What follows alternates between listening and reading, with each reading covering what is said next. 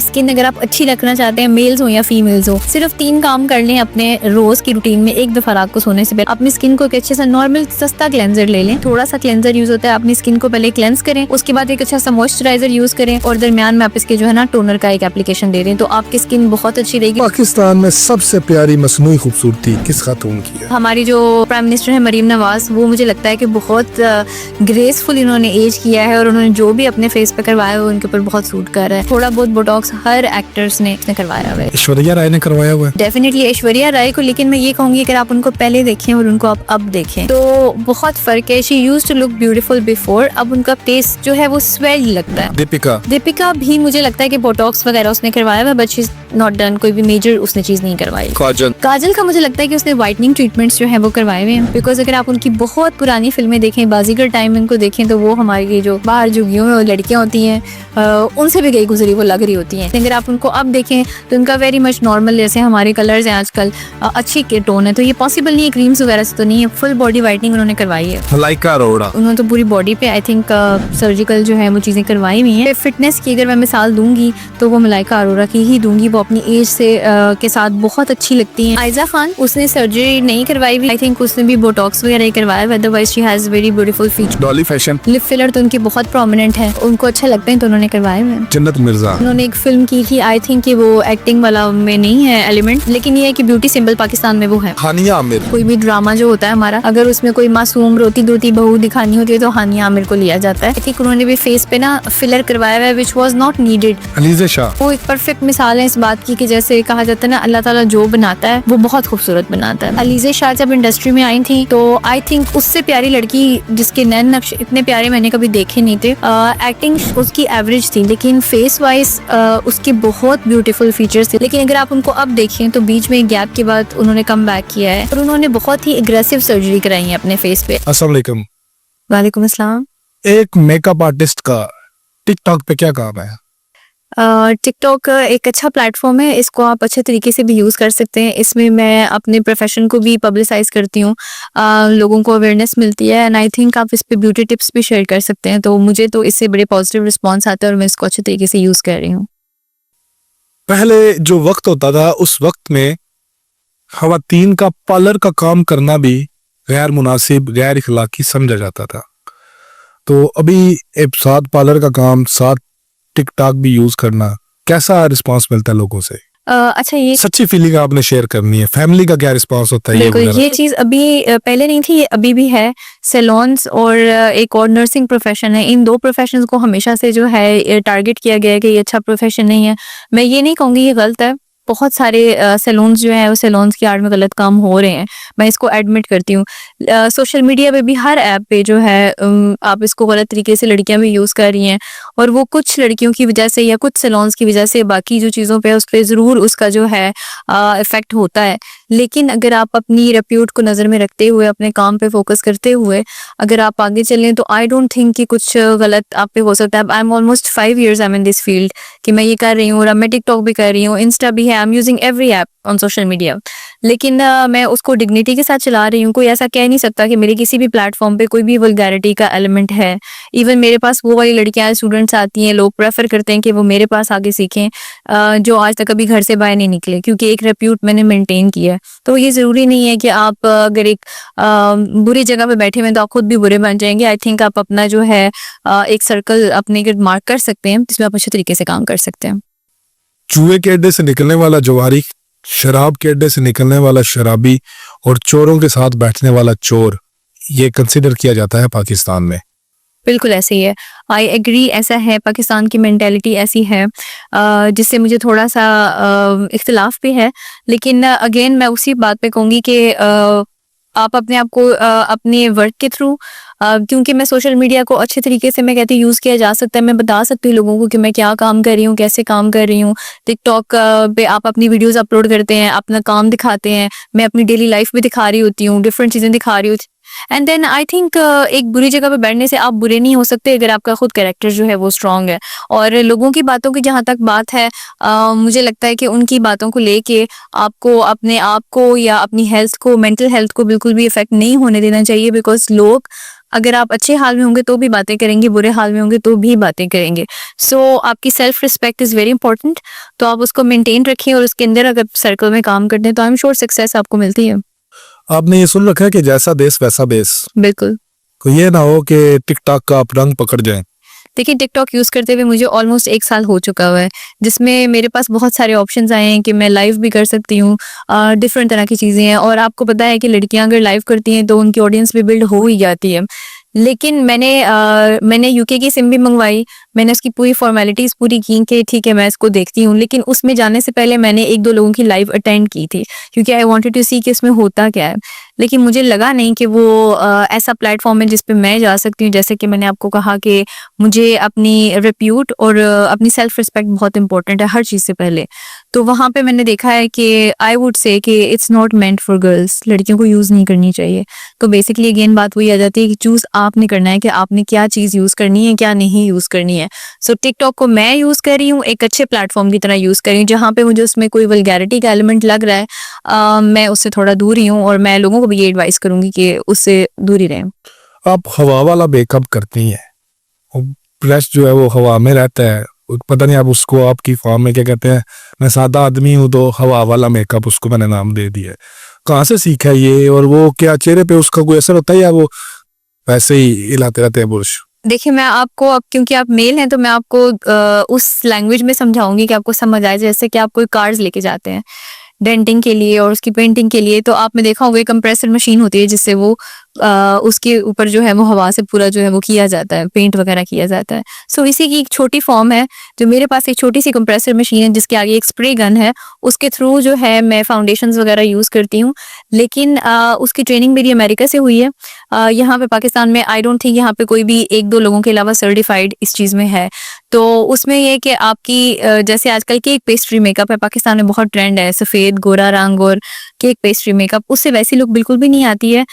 एक natural finish आती है और लोग इसको बड़ा पसंद करते हैं, और वो हवा में मेकअप नहीं होता, फेस पर ही होता है, सिर्फ स्प्रे गन के थ्रू होता है। नहीं नहीं, वो मैं देखता हूँ कि आप ब्रश जो है ना वो हवा उससे लगता है वो टच नहीं हो रहा होता। जी, वो टच नहीं होता क्योंकि गन में से एयर आती है कंप्रेसर मशीन से। तो बेसिकली गन को मैं फिल करती हूँ अपने प्रोडक्ट के साथ और फिर वो एज एन एयर जो है वो आपके चेहरे पर डिस्ट्रीब्यूशन उसकी हो जाती है प्रोडक्ट की, जिसमें ऐसा होता है कि बहुत ज़्यादा डिस्ट्रीब्यूट नहीं होता, आपकी ओवर लेयरिंग नहीं होती है, एक फ्लॉलेस लुक आती है।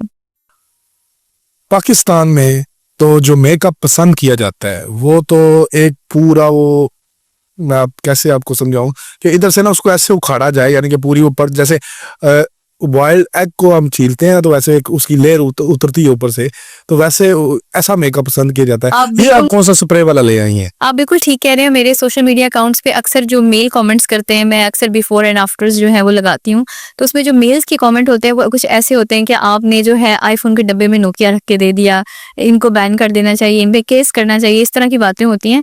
तो वो बिल्कुल ऐसा है कि बहुत सारी जगहों पे लेयरिंग की जाती है।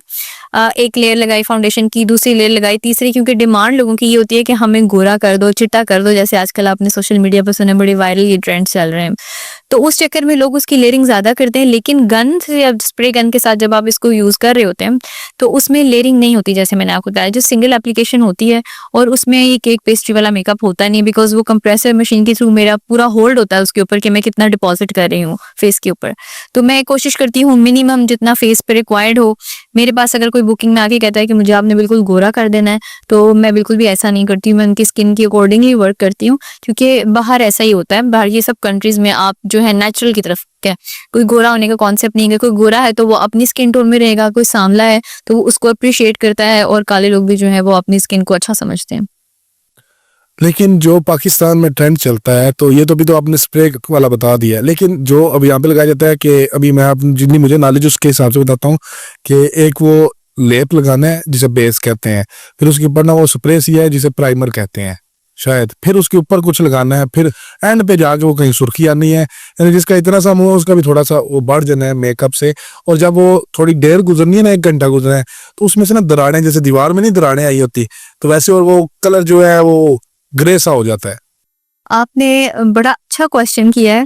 इसमें ये है कि अक्सर क्लाइंट्स आते हैं मेरे पास तो मुझे कहते हैं कि अगर मैं किसी एक मेकअप का फॉर एग्जांपल अगर मैं ब्राइड कर रही हूँ तो मैं उसका 50,000 अगर चार्ज कर रही हूँ तो वो मुझे कहते हैं कि फलां सैलून में तो 10,000 का मेकअप हो रहा है तो आप 50 क्यों चार्ज कर रही हैं। तो मेरी इस बात के अंदर आपकी सारी बात का आंसर है कि वो जो आप लेप की बात कर रहे हैं ना, वो अगर मैं प्रोडक्ट का नाम लेना चाहूंगी लेकिन बहुत ही सस्ते प्रोडक्ट्स हैं जो आपको आम मार्केट से मिल जाते हैं, बड़े ही सस्ते।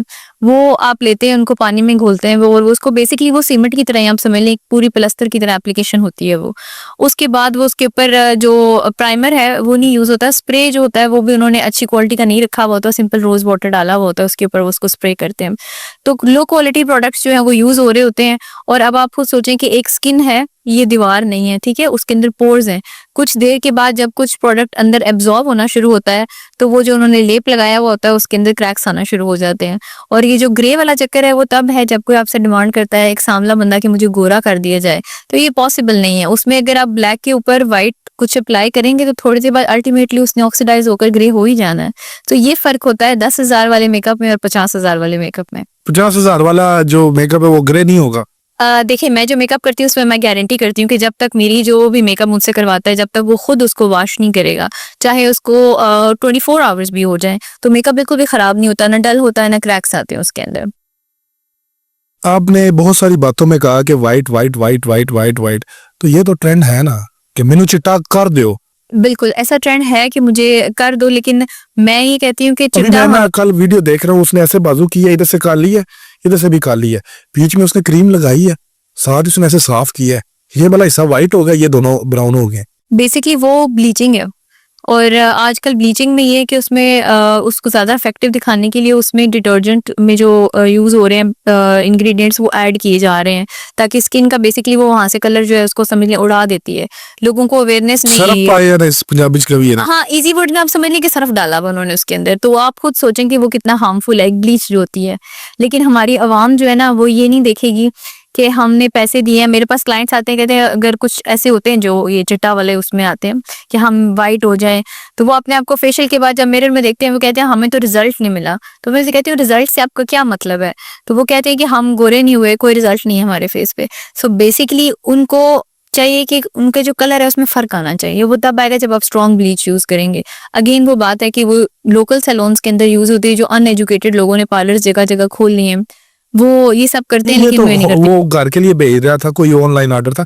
हमारे यहाँ ना बच्चियां ये करती हैं कि वो घर पे मंगा के ना Faiza beauty cream, golden pearl और 4-5 और मखसूस नाम है, ये बाजार से वो पूरा मैचअप बना के फिर उसको ना मिक्स करना है, उसकी पूरी खिचड़ी बना के फिर उसको ना प्रॉपर अम्मी भी लाए है, अम्मी दी अम्मी ने भी लाए है, तो नाल आपे भी लाए है, तो तेरे माइया ने राती वो लगाई हुई। 100% इसमें क्रेडिट जाता है हमारे जो आप समझ लें डॉक्टर्स बैठे हुए हैं आजकल जो मेडिकल स्टोर्स पे, और इसके अलावा ये जो कॉस्मेटिक शॉप्स पे हैं वो डॉक्टर्स बन चुके हुए हैं। वो लड़कियों को खुद से क्रीम्स 4-5 मिक्स करके देते हैं, जिसमें एक बेटनोवेट क्रीम भी होती है जो उसमें ऐड की जाती है, एक आर्ची क्रीम होती है। बहुत सारी लेडीज जो मुझे जान देख रही होंगी उनको पता होगा कि वो ये सब यूज कर चुकी हैं। आई थिंक हर औरत ने एक दफा इस और वक्त ये यूज कर फार्मूला लिया। आज का नहीं है, ये तकरीबन ये 20 बहुत साल पुराना पुराना है, फार्मूला बहुत है। पुराना। फेयर एंड लवली, आर्ची, कोई कैप्सूल और बेटनोवेट वो ये सब यूज कर।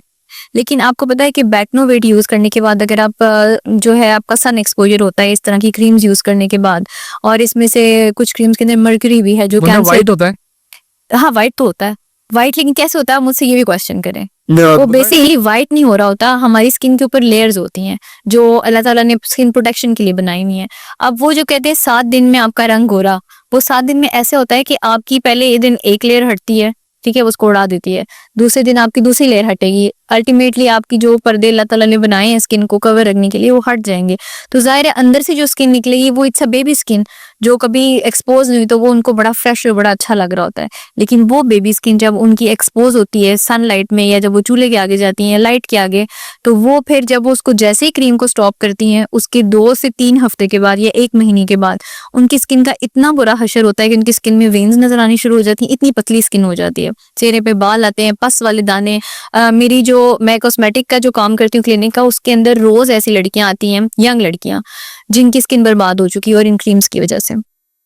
तो ये इसके साथ साथ एक और चीज मुझे याद आ गई है, हमारे पास एक और टोटका है, उसका नाम है मुल्तानी मट्टी। देखिए मुल्तानी मिट्टी की आई एम नॉट अगेंस्ट, ठीक है, वो it's a mask, clay mask है वो। अगर आपके पास ओरिजिनल मुल्तानी मिट्टी आ रही है और आप उसे एज अ मास्क यूज कर रहे हैं तो उसमें कोई बुरी बात नहीं है, वो आपको गोरा नहीं करेगी। मुल्तानी मिट्टी का कभी भी ये क्लेम नहीं होता कि वो लगाने से आप गोरे हो जाएंगे। It's just a simple mask जो आप यूज कर सकते हैं, आपके पोर्स टाइट होते हैं और इसमें कोई हार्मफुल ऐसी चीज नहीं है, आप यूज कर सकते हैं, कोई प्रॉब्लम नहीं है।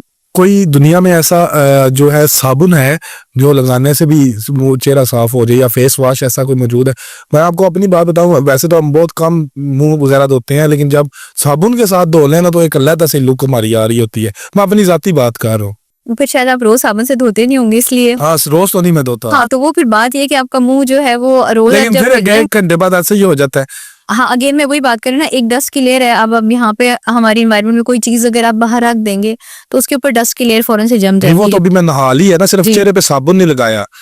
देखिए वो साबुन से कि क्लीन तो अपनी के ना झाग बनेगी, साबुन का काम डस्ट निकालना तो है ना, वो सिर्फ आपके चेहरे की मैल दूर कर रहा है, वो आपको गोरा नहीं कर रहा। तो वो फिर एकदम से आपको लगता है कि मेरा चेहरा साफ हो गया। अगर आप रोज साबुन से धोएंगे तो आपको ऐसी फीलिंग नहीं आएगी। तो ये साबुन से मुंह धोना चाहिए? साबुन से मुंह धोना मैं रेकमेंड नहीं करती हूँ। मैं कहती हूँ इससे बेहतर है कि अच्छी कंपनी का फेस वॉश ले लें। उसमें ये होता है कि वो थोड़े से माइल्ड होते हैं, फेस पे आप माइल्ड से माइल्ड चीजें यूज करें और अगर कम से कम। पानी के साथ ही धो लें फिर नहीं आपको नहीं, पानी के साथ नहीं धोना आपने, एक दफा तो दिन में आपको फेस वॉश यूज करना है। कुछ लोग मैंने देखा है सुबह भी करते हैं, रात में भी करते हैं, जब जब गए तो साबुन यूज करें मुंह पे। इतना नहीं करना चाहिए, सिर्फ एक दफा जरूरी है कि आप रात के टाइम अगर करें तो भी आपको मॉर्निंग में जरूरत नहीं है यूज करने की।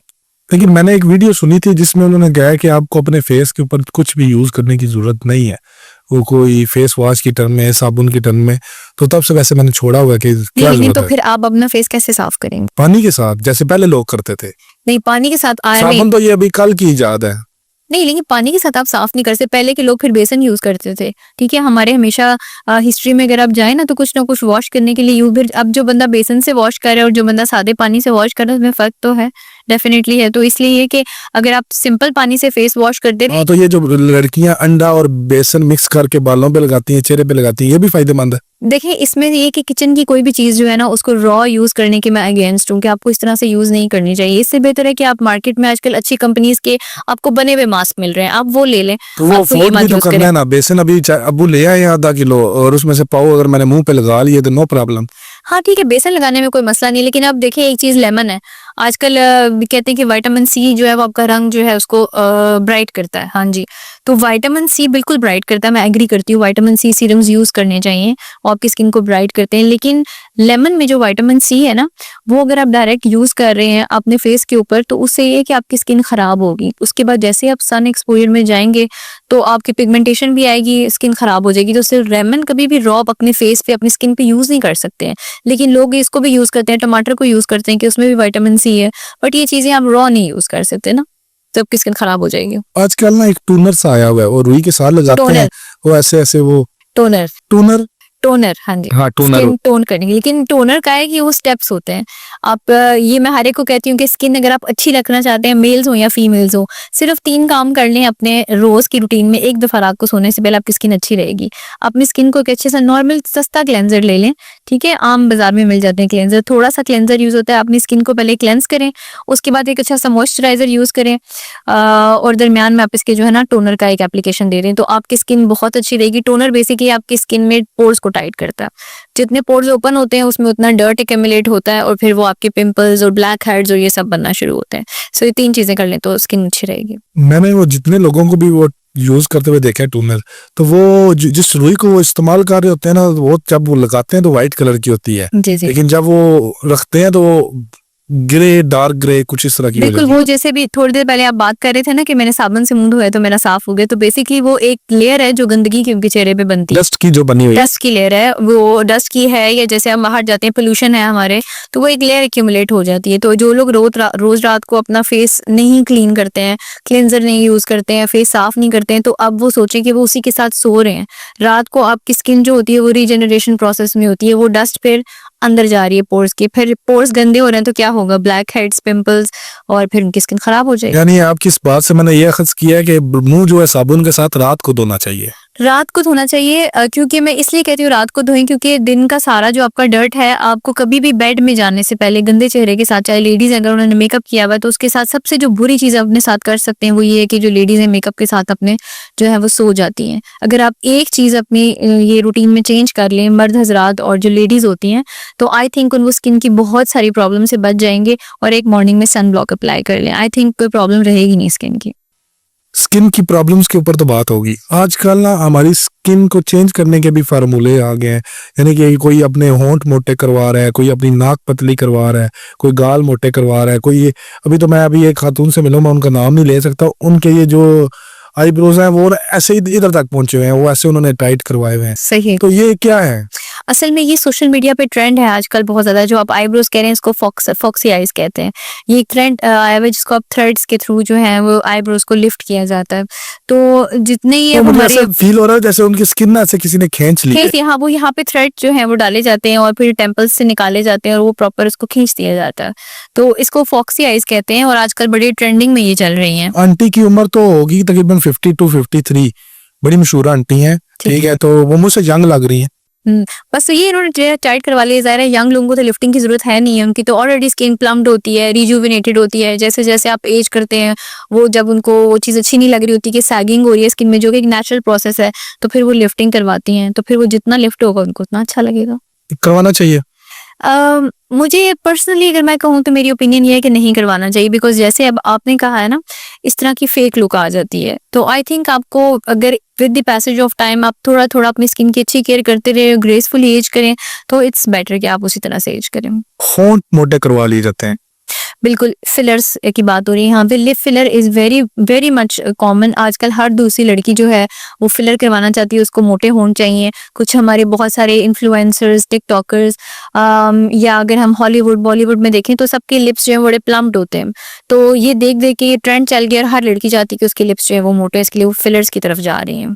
और फिलर्स जो हैं मैं पर्सनली कहती हूँ, हाँ अगर आपके बहुत पतले होंठ हैं तो आप करवा सकते हैं, कोई इसका इतना बुरे साइड इफेक्ट्स नहीं है, लेकिन इंजेक्टर आपको अच्छा मिल जाए और वो भी पाकिस्तान में, ये बहुत बड़ी ब्लेसिंग है। मुझे लगता नहीं है कि मैंने अभी तक किसी के बहुत अच्छे कोई लिप्स हुए पाकिस्तान में देखे हो। मुझे ये बताएं, वो फिलर रिमूव भी किया जा सकता है? फिलर डिसॉल्व कराए जा सकते हैं, लेकिन फिलर्स का ये होता है कि जब आप इन्हें करवाते हैं ना तो वो माइग्रेट भी करते हैं, वो एक जगह से दूसरी जगह बाद में जा सकते हैं। और जब आप फिलर करवाते हैं तो वो आपकी जैसे एक रोड होती है, बम्पी रोड बन जाती है, आपके लिप्स बिल्कुल वैसे हो जाते हैं अगर वो सही तरह से इंजेक्ट नहीं किए जाते, वो ज्यादा इंजेक्ट हो जाते हैं। नहीं, अगर मैं रिमूव करवाता हूँ तो मेरे होंठ वापस आ जाएंगे? वापस आ जाएंगे वो, वैसे भी with the passage of time तो फिलर जो है वो डिसॉल्व खुद भी हो जाते हैं, लेकिन आपको फिर रीफिल करवाने पड़ते हैं। वो तो नहीं, अगर मैं नहीं करवाऊंगा तो जो जैसा मेरा मुंह पहले था वैसा हो जाएगा? वैसा हो जाएगा।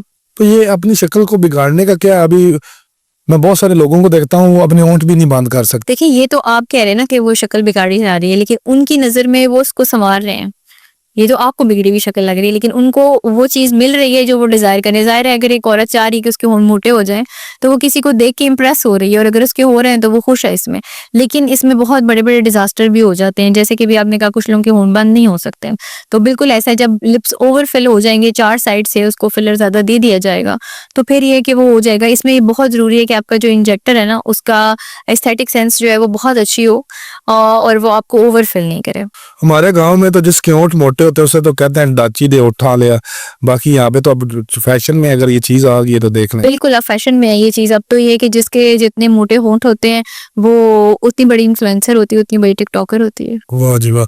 तो फिर वो तो फिर सबको बड़े बड़े करवा लेने चाहिए। बिल्कुल, आप खुद देखें, अगर आप अपने सोशल मीडिया को अगर स्क्रॉल करें, टिकटॉक को ये तो स्क्रॉल मैं आगे करें, आपसे टिकटॉकरों के नाम लूंगा, फिर आपने बताने उन्होंने कितनी दफा अपने होंठ मोटे करवाए हैं, क्योंकि आप तो उन्हें देख कर जज कर लेती होंगी। ये यहाँ पे वो डिम्पल्स बनवाने और ये स्किन को यहाँ से मोटा कर लेना, छोटा कर लेना, ये क्या? ये जो छोटा कराना तो is a fat removal process है। वो तो एक सर्जरी में आ जाता है, बकल फैट रिमूवल होता है, जिसमें आपके चिक्स के अंदर जो है वो प्रॉपर इंसिजन दे के फैट रिमूव किया जाता है। तो वो इसका सर्जरी, वो तो सर्जरी है। लेकिन जैसे आप कहते हैं कि चीक्स मोटे कर देना, वो ऐसे होता है कि आप चीक्स में भी जो है वो फिलर जो है वो करवाते हैं। और अगर किसी के पास बहुत पैसे हैं तो वो इसमें इम्प्लांट्स भी करा सकते हैं। अगेन वो सर्जिकल प्रोसेस है, उसमें सिलिकॉन इम्प्लांट्स अपने आप ये चीक्स में करवाते हैं और आपके चीक्स भी हो जाते हैं एंजेलिना जूली जैसे जो है लिप्स और चीक्स जो है वो सबकी डिमांड होती है, तो वैसे करवाना चाहते हैं। पाकिस्तान में सबसे प्यारी मसनूई खूबसूरती किस खातून की है? मसनूई खूबसूरती आई थिंक ओरिजिनल तो अभी रहा नहीं कुछ भी, कुछ ना कुछ तो सभी कर रहे हैं। जैसे हमारे पुराने टाइम में था इवन कुछ भी हर औरत आई थिंक छोटा-मोटा तो सब कुछ करवाती है, क्योंकि मेरा डेली बेसिस पे बहुत सारी आम औरतों के साथ जो सोशल मीडिया से भी कनेक्टेड जिसने नहीं है। सर्जरी भी करवाई हो, फिलर भी करवाया हो, होंठ भी मोटे किए हो, यानी सारे ट्रीटमेंट, सबसे बेहतरीन मिसाल कौन सी है? अ, देखिए अगर मैं मुझे एग्जैक्टली तो नहीं पता, क्योंकि मैं किसी के साथ नहीं गई हुई, ना ही मैंने किसी का किया है, तो इसलिए मुझे एग्जैक्टली नहीं पता। लेकिन ये है कि with the passage of time, with the age, हमारी जो प्राइम मिनिस्टर है मरीम नवाज, वो मुझे लगता है कि बहुत ग्रेसफुल इन्होंने एज किया है, और उन्होंने जो भी अपने फेस पे करवाया है वो उनके ऊपर बहुत सूट कर रहा है। मीन्स कि मुझे वो लगता नहीं है कि कुछ भी जो उन्होंने ऐसा करवाया है कि she is not looking beautiful. मेरी नज़र में वो सबसे खूबसूरत खातून है इस वक्त मरियम पाकिस्तान में। नवाज, क्या बात है, मरीम नवाज अपनी आधी उम्र की वो लगती है। वो लगती हैं, और अगर आप उनको देखें तो उनके फेस पे कुछ ऐसा भी नहीं लगता कि जो उनको बुरा लग रहा हो। मतलब कि अगर मैं उनको देखूं तो मैं स्क्रीन पे कुछ देर रुक जाती हूँ कि माशाल्लाह शी इज वेरी ब्यूटीफुल, उनकी स्किन बहुत अच्छी, कुछ उनकी और जेनेटिक्स उनके भी जो- बहुत अच्छी हैं। उसके अलावा जो शूटिंग कलेक्शन है उनकी, वो भी क्या बात है, उनकी कलेक्शन अगर आप देखें तो बड़ी सोबर कलेक्शन इट्स होती है उनकी। एक्सपेंसिव, बट वो ये है कि वो उसमें जैसे कहते हैं ओछापन और बहुत शो ऑफ नहीं लग रहा था। It's very sober and very decent. तो I am very much impressed, मैं उनसे बहुत इम्प्रेस हूँ।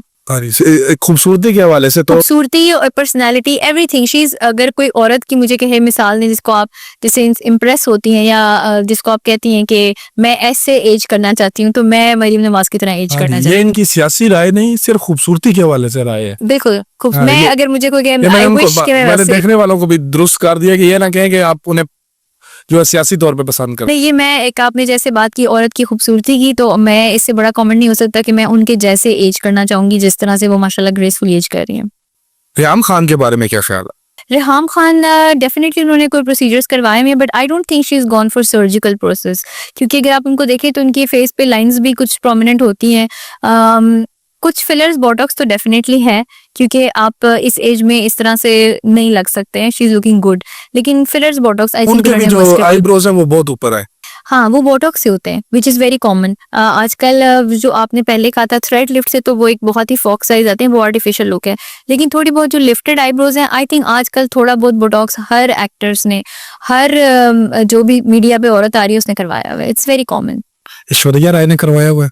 डेफिनेटली ऐश्वर्या राय को, लेकिन मैं ये कहूंगी अगर आप उनको पहले देखें और उनको आप अब देखें तो बहुत फर्क है। She used to look beautiful before, अब उनका फेस जो है वो स्वेल लगता है। Alia Bhatt, Alia Bhatt is young, I don't think उन्होंने कुछ भी करवाया है। उन्होंने नहीं नहीं करवाया हुआ है। करवाया हुआ। दीपिका, दीपिका भी मुझे लगता है कि बोटॉक्स वगैरह उसने करवाया हुआ, but she is not done कोई भी मेजर उसने चीज नहीं करवाई। काजल, काजल का मुझे लगता है कि उसने वाइटनिंग ट्रीटमेंट्स जो है वो करवाए हुए हैं फॉर श्योर, बिकॉज अगर आप उनकी बहुत पुरानी फिल्में देखें, बाजीगर टाइम इनको देखें, तो वो हमारी जो बाहर झुग्गियों में लड़कियां होती हैं उनसे भी गई गुजरी वो लग रही होती हैं। इन्होंने कभी स्किन केयर नहीं की होती, लेकिन अगर आप उनको अब देखें तो उनका वेरी मच नॉर्मल, जैसे हमारे कलर्स हैं आजकल, अच्छी टोन है, तो ये पॉसिबल नहीं है क्रीम्स वगैरह से तो नहीं है, फुल बॉडी वाइटनिंग उन्होंने करवाई है। Malaika Arora, Malaika Arora has done surgical, उन्होंने तो पूरी बॉडी पे आई थिंक सर्जिकल जो है वो चीजें करवाई हुई हैं, लेकिन वहां पे फिटनेस की अगर मैं मिसाल दूंगी तो वो मलाइका अरोड़ा की ही दूंगी। वो अपनी एज से के साथ बहुत अच्छी लगती हैं, फेस वाइज भी और वैसे फिटनेस वाइज भी, लेकिन उन्होंने I think she is more into surgical things. Pakistan में जो एक्ट्रेस आप अभी देख रही हैं उनमें से भी आप किसी को देखती हैं किसी ने अच्छा करवाया हो treatment? I think Aiza Khan, उसने सर्जरी नहीं करवाई हुई, लेकिन वो काफी जो है वो फ्रेश लुक देती है। आई थिंक उसने भी बोटॉक्स वगैरह ही करवाया है, otherwise she has very beautiful features, तो उन्होंने बाकी कुछ छेड़छाड़ नहीं की। इसके अलावा जो नई एक्ट्रेसेस हैं वो तो they are I think too young, तो वो इन्होंने नहीं करवाया होगा। मनाहिल मलिक, मिनाहिल मलिक से तो मैं पर्सनली भी काफी दफा मिल चुकी हुई हूँ। आई डोंट थिंक उन्होंने कुछ भी करवाया है, वो बहुत यंग हैं, उसको जरूरत भी नहीं है करवाने की। शी इज वेरी प्रीटी माशाल्लाह। डॉली फैशन, वो बहुत प्रोमिनेंट है, आई थिंक काफी सारे लोगों को पता भी है, उन्होंने काफी कुछ करवाया हुआ है। लिप फिलर तो उनकी बहुत प्रोमिनेंट है, तो उनको अच्छा लगता है तो उन्होंने करवाए हुए हैं। वो आपने एक पॉडकास्ट में कहा था कि उनका मुंह नहीं बंद होता। जी, मैंने एक पॉडकास्ट में कहा था कि उनका मुँह बंद नहीं होता है, जिसके जवाब में उन्होंने मेरे ऊपर वीडियो भी बना दी थी। लेकिन मैंने जस्ट देखिए, जब आप एक पब्लिक फिगर होते हैं ना, तो फिर you are open to public कि कोई भी आपके बारे में डिस्कस कर सकता है, मिसाल दी जा सकती है। तो मैंने जस्ट एक मिसाल तब भी दी थी कि जब आप अगर करवाने जा रहे हैं फिलर्स, तो डेफिनिटली इसमें अगर उनका फिलर अच्छा हुआ है, बुरा हुआ है, इसमें उनकी फॉल्ट नहीं है। अगर किसी ने मेबी इंजेक्टर ने ज़्यादा इंजेक्ट कर दिया हो, तो अगर मैं कहूँगी कि आपने एग्जाम्पल देनी है किसी की, कोई लड़की करवाने ही जा रही है फिलर्स, तो वो ये बता सकती है कि जैसे उनका ज़्यादा हो गया है कि उनके लिप्स जो है वो मुंह बंद नहीं हो रहा है या कुछ इस तरह से, तो वो ये एग्जांपल दे सकते हैं कि मुझे इतना ज़्यादा फिलर नहीं चाहिए। हो सकता है डॉली उनको पसंद हो, यू नेवर नो कि उनकी क्या चॉइस है, तो मे बी इनको ऐसे ही पसंद हो, तो ठीक है, she is happy with it, तो ठीक है। अच्छा, वो फीमेल है? मैं उनको वीडियोस में देखती हूँ, मैं उनसे पर्सनली मेरा कोई आपने इंटरेक्शन नहीं कहा है। हुआ है कि मैंने हाँ, मैंने देखा उनको देखा हुआ है। अच्छा, जैसे मतलब मुलाकात है आप मेरी के साथ? मुलाकात है, लेकिन मेरी उनके साथ कोई, अगर आप ये कहें कि बहुत ज़्यादा कोई कन्वर्सेशंस हुई हैं या मैं उनको कोई पर्सनली जानती हूँ, तो ऐसा कुछ भी नहीं है। तो बज़ाहिर शी इज़ अ फीमेल जो लगती हैं, और इसलिए मैं उन्हें फीमेल ही कहूँगी। चले अगला जो मेरे पास नाम है साइलेंट गर्ल, साइलेंट गर्ल, आप क्या पूछना चाह रहे हैं उनके बारे में? उन्होंने कोई इस तरह का ट्रीटमेंट करवाया? नहीं, नहीं, नहीं, साइलेंट गर्ल तो मुझे लगता है कि वो बिल्कुल ओरिजिनल है। उसका इवन उसका जो बोलने का एक्सेंट है, वो मतलब पर्सनैलिटी वाइज़ मुझे तो वो फुल ओरिजिनल लगती है। वो कुछ भी मेड अप नहीं लगता उसका मुझे। कंटेंट उसका कैसा लगता है? शी इज़ रियल, मुझे लगता है कि वो रियल है। जैसे वो बोलती है, उसकी language she is very loud, कुछ लोग पसंद करते हैं, कुछ लोग नहीं पसंद करते हैं। लेकिन ये है कि मुझे वो रियल पर्सनैलिटी लगती है। तो आई थिंक मैंने तो अभी तक उनकी कोई वल्गर वीडियो नहीं देखी है इस तरह की। अपने हस्बैंड के साथ बना रही हैं, अपने बच्चों के साथ बना रही हैं, तो इट्स ओके। आजकल तो हर बंदा जो है वो व्लॉगिंग कर रहा है। लगता है जब साइलेंट आई थी तब आपने उसकी वीडियो नहीं देखी? नहीं, मैंने साइलेंट को रिसेंटली फॉलो किया है, कुछ सालों से। मैंने पुरानी वीडियोस तो नहीं देखी हुई, जितना मैंने देखा हुआ है उसमें I think she is real. और आपने ये डायलॉग सुना है बाबा जी सियालकोट? सुना हुआ है बिल्कुल। हाँ, ये वही लेके आई थी। अच्छा, मुझे आइडिया नहीं है इस चीज़ का। चले, अल्लाह ताला हैरियत के मामलात करे। अगला नाम है मेरे पास जन्नत मिर्जा। जन्नत मिर्ज़ा हमारी कंट्री में जो है वो एक ब्यूटी आइकॉन के नाम से जानी जाती हैं। तो उनके साथ मेरा कोई पर्सनल इंटरेक्शन नहीं है, और उनको मैंने वीडियोस में ही देखा हुआ है। तो she has a beautiful face, तो अच्छी लगती हैं, ग्लैमरस है। एक्टिंग वाइज उन्होंने एक फिल्म की थी, आई थिंक कि वो एक्टिंग वाला में नहीं है एलिमेंट, लेकिन ये है कि ब्यूटी सिंबल पाकिस्तान में वो है। ब्यूटी सिंबल है वो है beauty symbol. She is pretty. लेकिन आगे तो आपने क्या कि मरियम नवाज है ब्यूटी सिंबल। देखिए, मरियम नवाज जो है वो मैंने आपको एजिंग वाइज बताया, ठीक है। एजिंग ब्यूटी अगर आप कोई कहें तो ठीक वो है, वो मरियम यंग नवाज ब्यूटी है। में आ गई। वो पाकिस्तान में एक सिंबल है, ठीक है। आप टिकटॉकर्स में अगर आप देखें, अगर वहां पे जैसे ऐश्वर्या राय को कहा जाता है, तो पाकिस्तान में अगर किसी का नाम लिया तो जन्नत मिर्जा का नाम लिया जाता है कि शी इज ब्यूटीफुल। वाह जी वाह। खैर, आगे मर्दों में चलते हैं। सिद्ध रैपर। जी, सिड रैपर, हाँ जी, उनके बारे में क्या आप पूछना चाह रहे हैं? यानी कि वो कुछ ट्रीटमेंट करवा सकते हैं अपनी स्किन के ऊपर? सिड जो है उसकी स्किन अच्छी है माशाल्लाह। उसकी आपकी उनसे मुलाकात भी रहती है? वैसे मेरी वो लड़का है, मेल है या जी फीमेल? जी, हम फैमिली फ्रेंड्स हैं, और वो मेल है, बिल्कुल मेल है वो। और कन्फर्म है आप ये बात की पूरी जी, बरिस्ता तौर पे आप हमें बता रही हैं? हाँ जी, बिल्कुल मैं आपको बता चलो ठीक है। क्योंकि उनको फैमिली से जानती हूँ, तो वो मेल हैं और उनकी स्किन जो है वो अच्छी है। फैमिली की स्किन अच्छी है, उनकी मदर की स्किन बहुत अच्छी है। तो he is too young to have treatments, लेकिन उन्होंने मेरे पास से 1-2 दफ़ा माइक्रो नीडलिंग का ट्रीटमेंट लिया हुआ है। सो माइक्रो नीडलिंग का ट्रीटमेंट आपकी एजिंग के लिए नहीं होता, वो जो स्किन रिफ्रेश करने के लिए होता है। तो उनकी स्किन अच्छी है, स्किन अच्छी है, स्किन अच्छी है, बाल बहुत अच्छे हैं उनके। वैसे वो कैसे हैं? Personality wise he is very good. Video में तो ज़्यादातर लोगों ने उनको कॉमेडी उनकी देखी है, कॉमेडियन साइड उनकी मैंने नहीं। आज तक यकीन माने जब भी उसकी वीडियो देखी है, उसके सर पे दुपट्टा देखा है, बाहया औरत है वो। भाई औरत, असल में आप देखें वो जो दुपट्टे वाली उनकी वीडियोस होती हैं, उन पे व्यूज भी तो आप देखिए, पब्लिक पसंद करती है। वही कह रहा हूँ, बाहया औरत है, दुपट्टा नहीं उतरने देती। नहीं, मेरे साथ तो उनकी बहुत वीडियोस बनी है, उसमें दुपट्टा तो नहीं है। नहीं, वो तो मैंने बता रहा हूँ, मैंने जब भी उनकी वीडियो देखी है ना, तो वो दुपट्टे वाली देखी। क्योंकि ये लोग पसंद करते हैं डेफिनेटली, जैसे डिमांड होती है वैसे ही वीडियो की जो बनाई जा रही होती है। आई थिंक पब्लिक पसंद करती है उनको, उनका कॉमेडी कंटेंट और दुपट्टे वाली वीडियोस। आपका फेवरेट टिकटॉकर कौन है? पाकिस्तान में बताएं, पूरी दुनिया में बताएं। वैसे मैं बहुत ज़्यादा लोगों को फॉलो नहीं करती, इस तरह से मुझे पता नहीं है। लेकिन पाकिस्तान में अगर मैं कहूँ, मैं अगर मेकअप वाइज अगर किसी को करना चाहती हूँ, मैं नाहिल मलिक जो है उनको मैंने जैसे पहले भी कहा कि she has a beautiful face, तो मैं उनका मेकअप करना चाहती थी।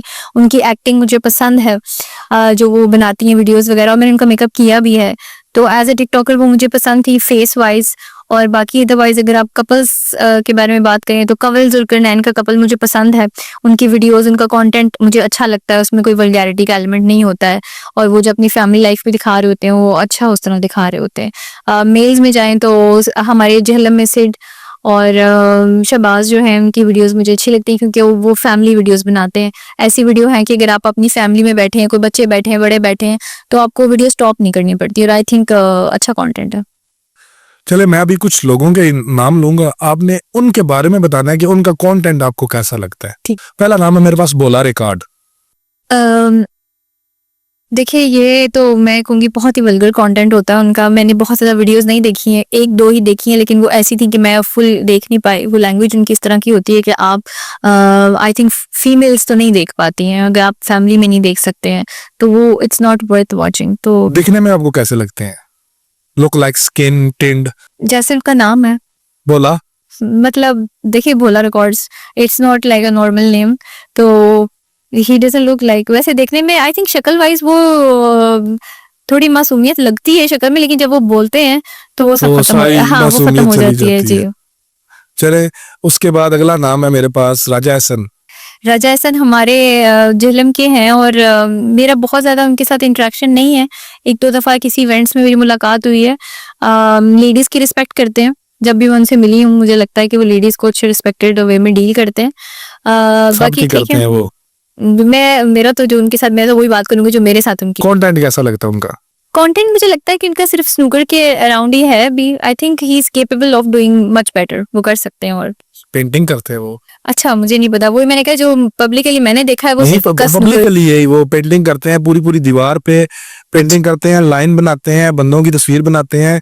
अच्छा नहीं, मुझे आज आपसे पता चला उनका ये टैलेंट है। बस मुझे उनका जो इंट्रोडक्शन है वो एज अ स्नूकर प्लेयर। शानदार मोबाइल।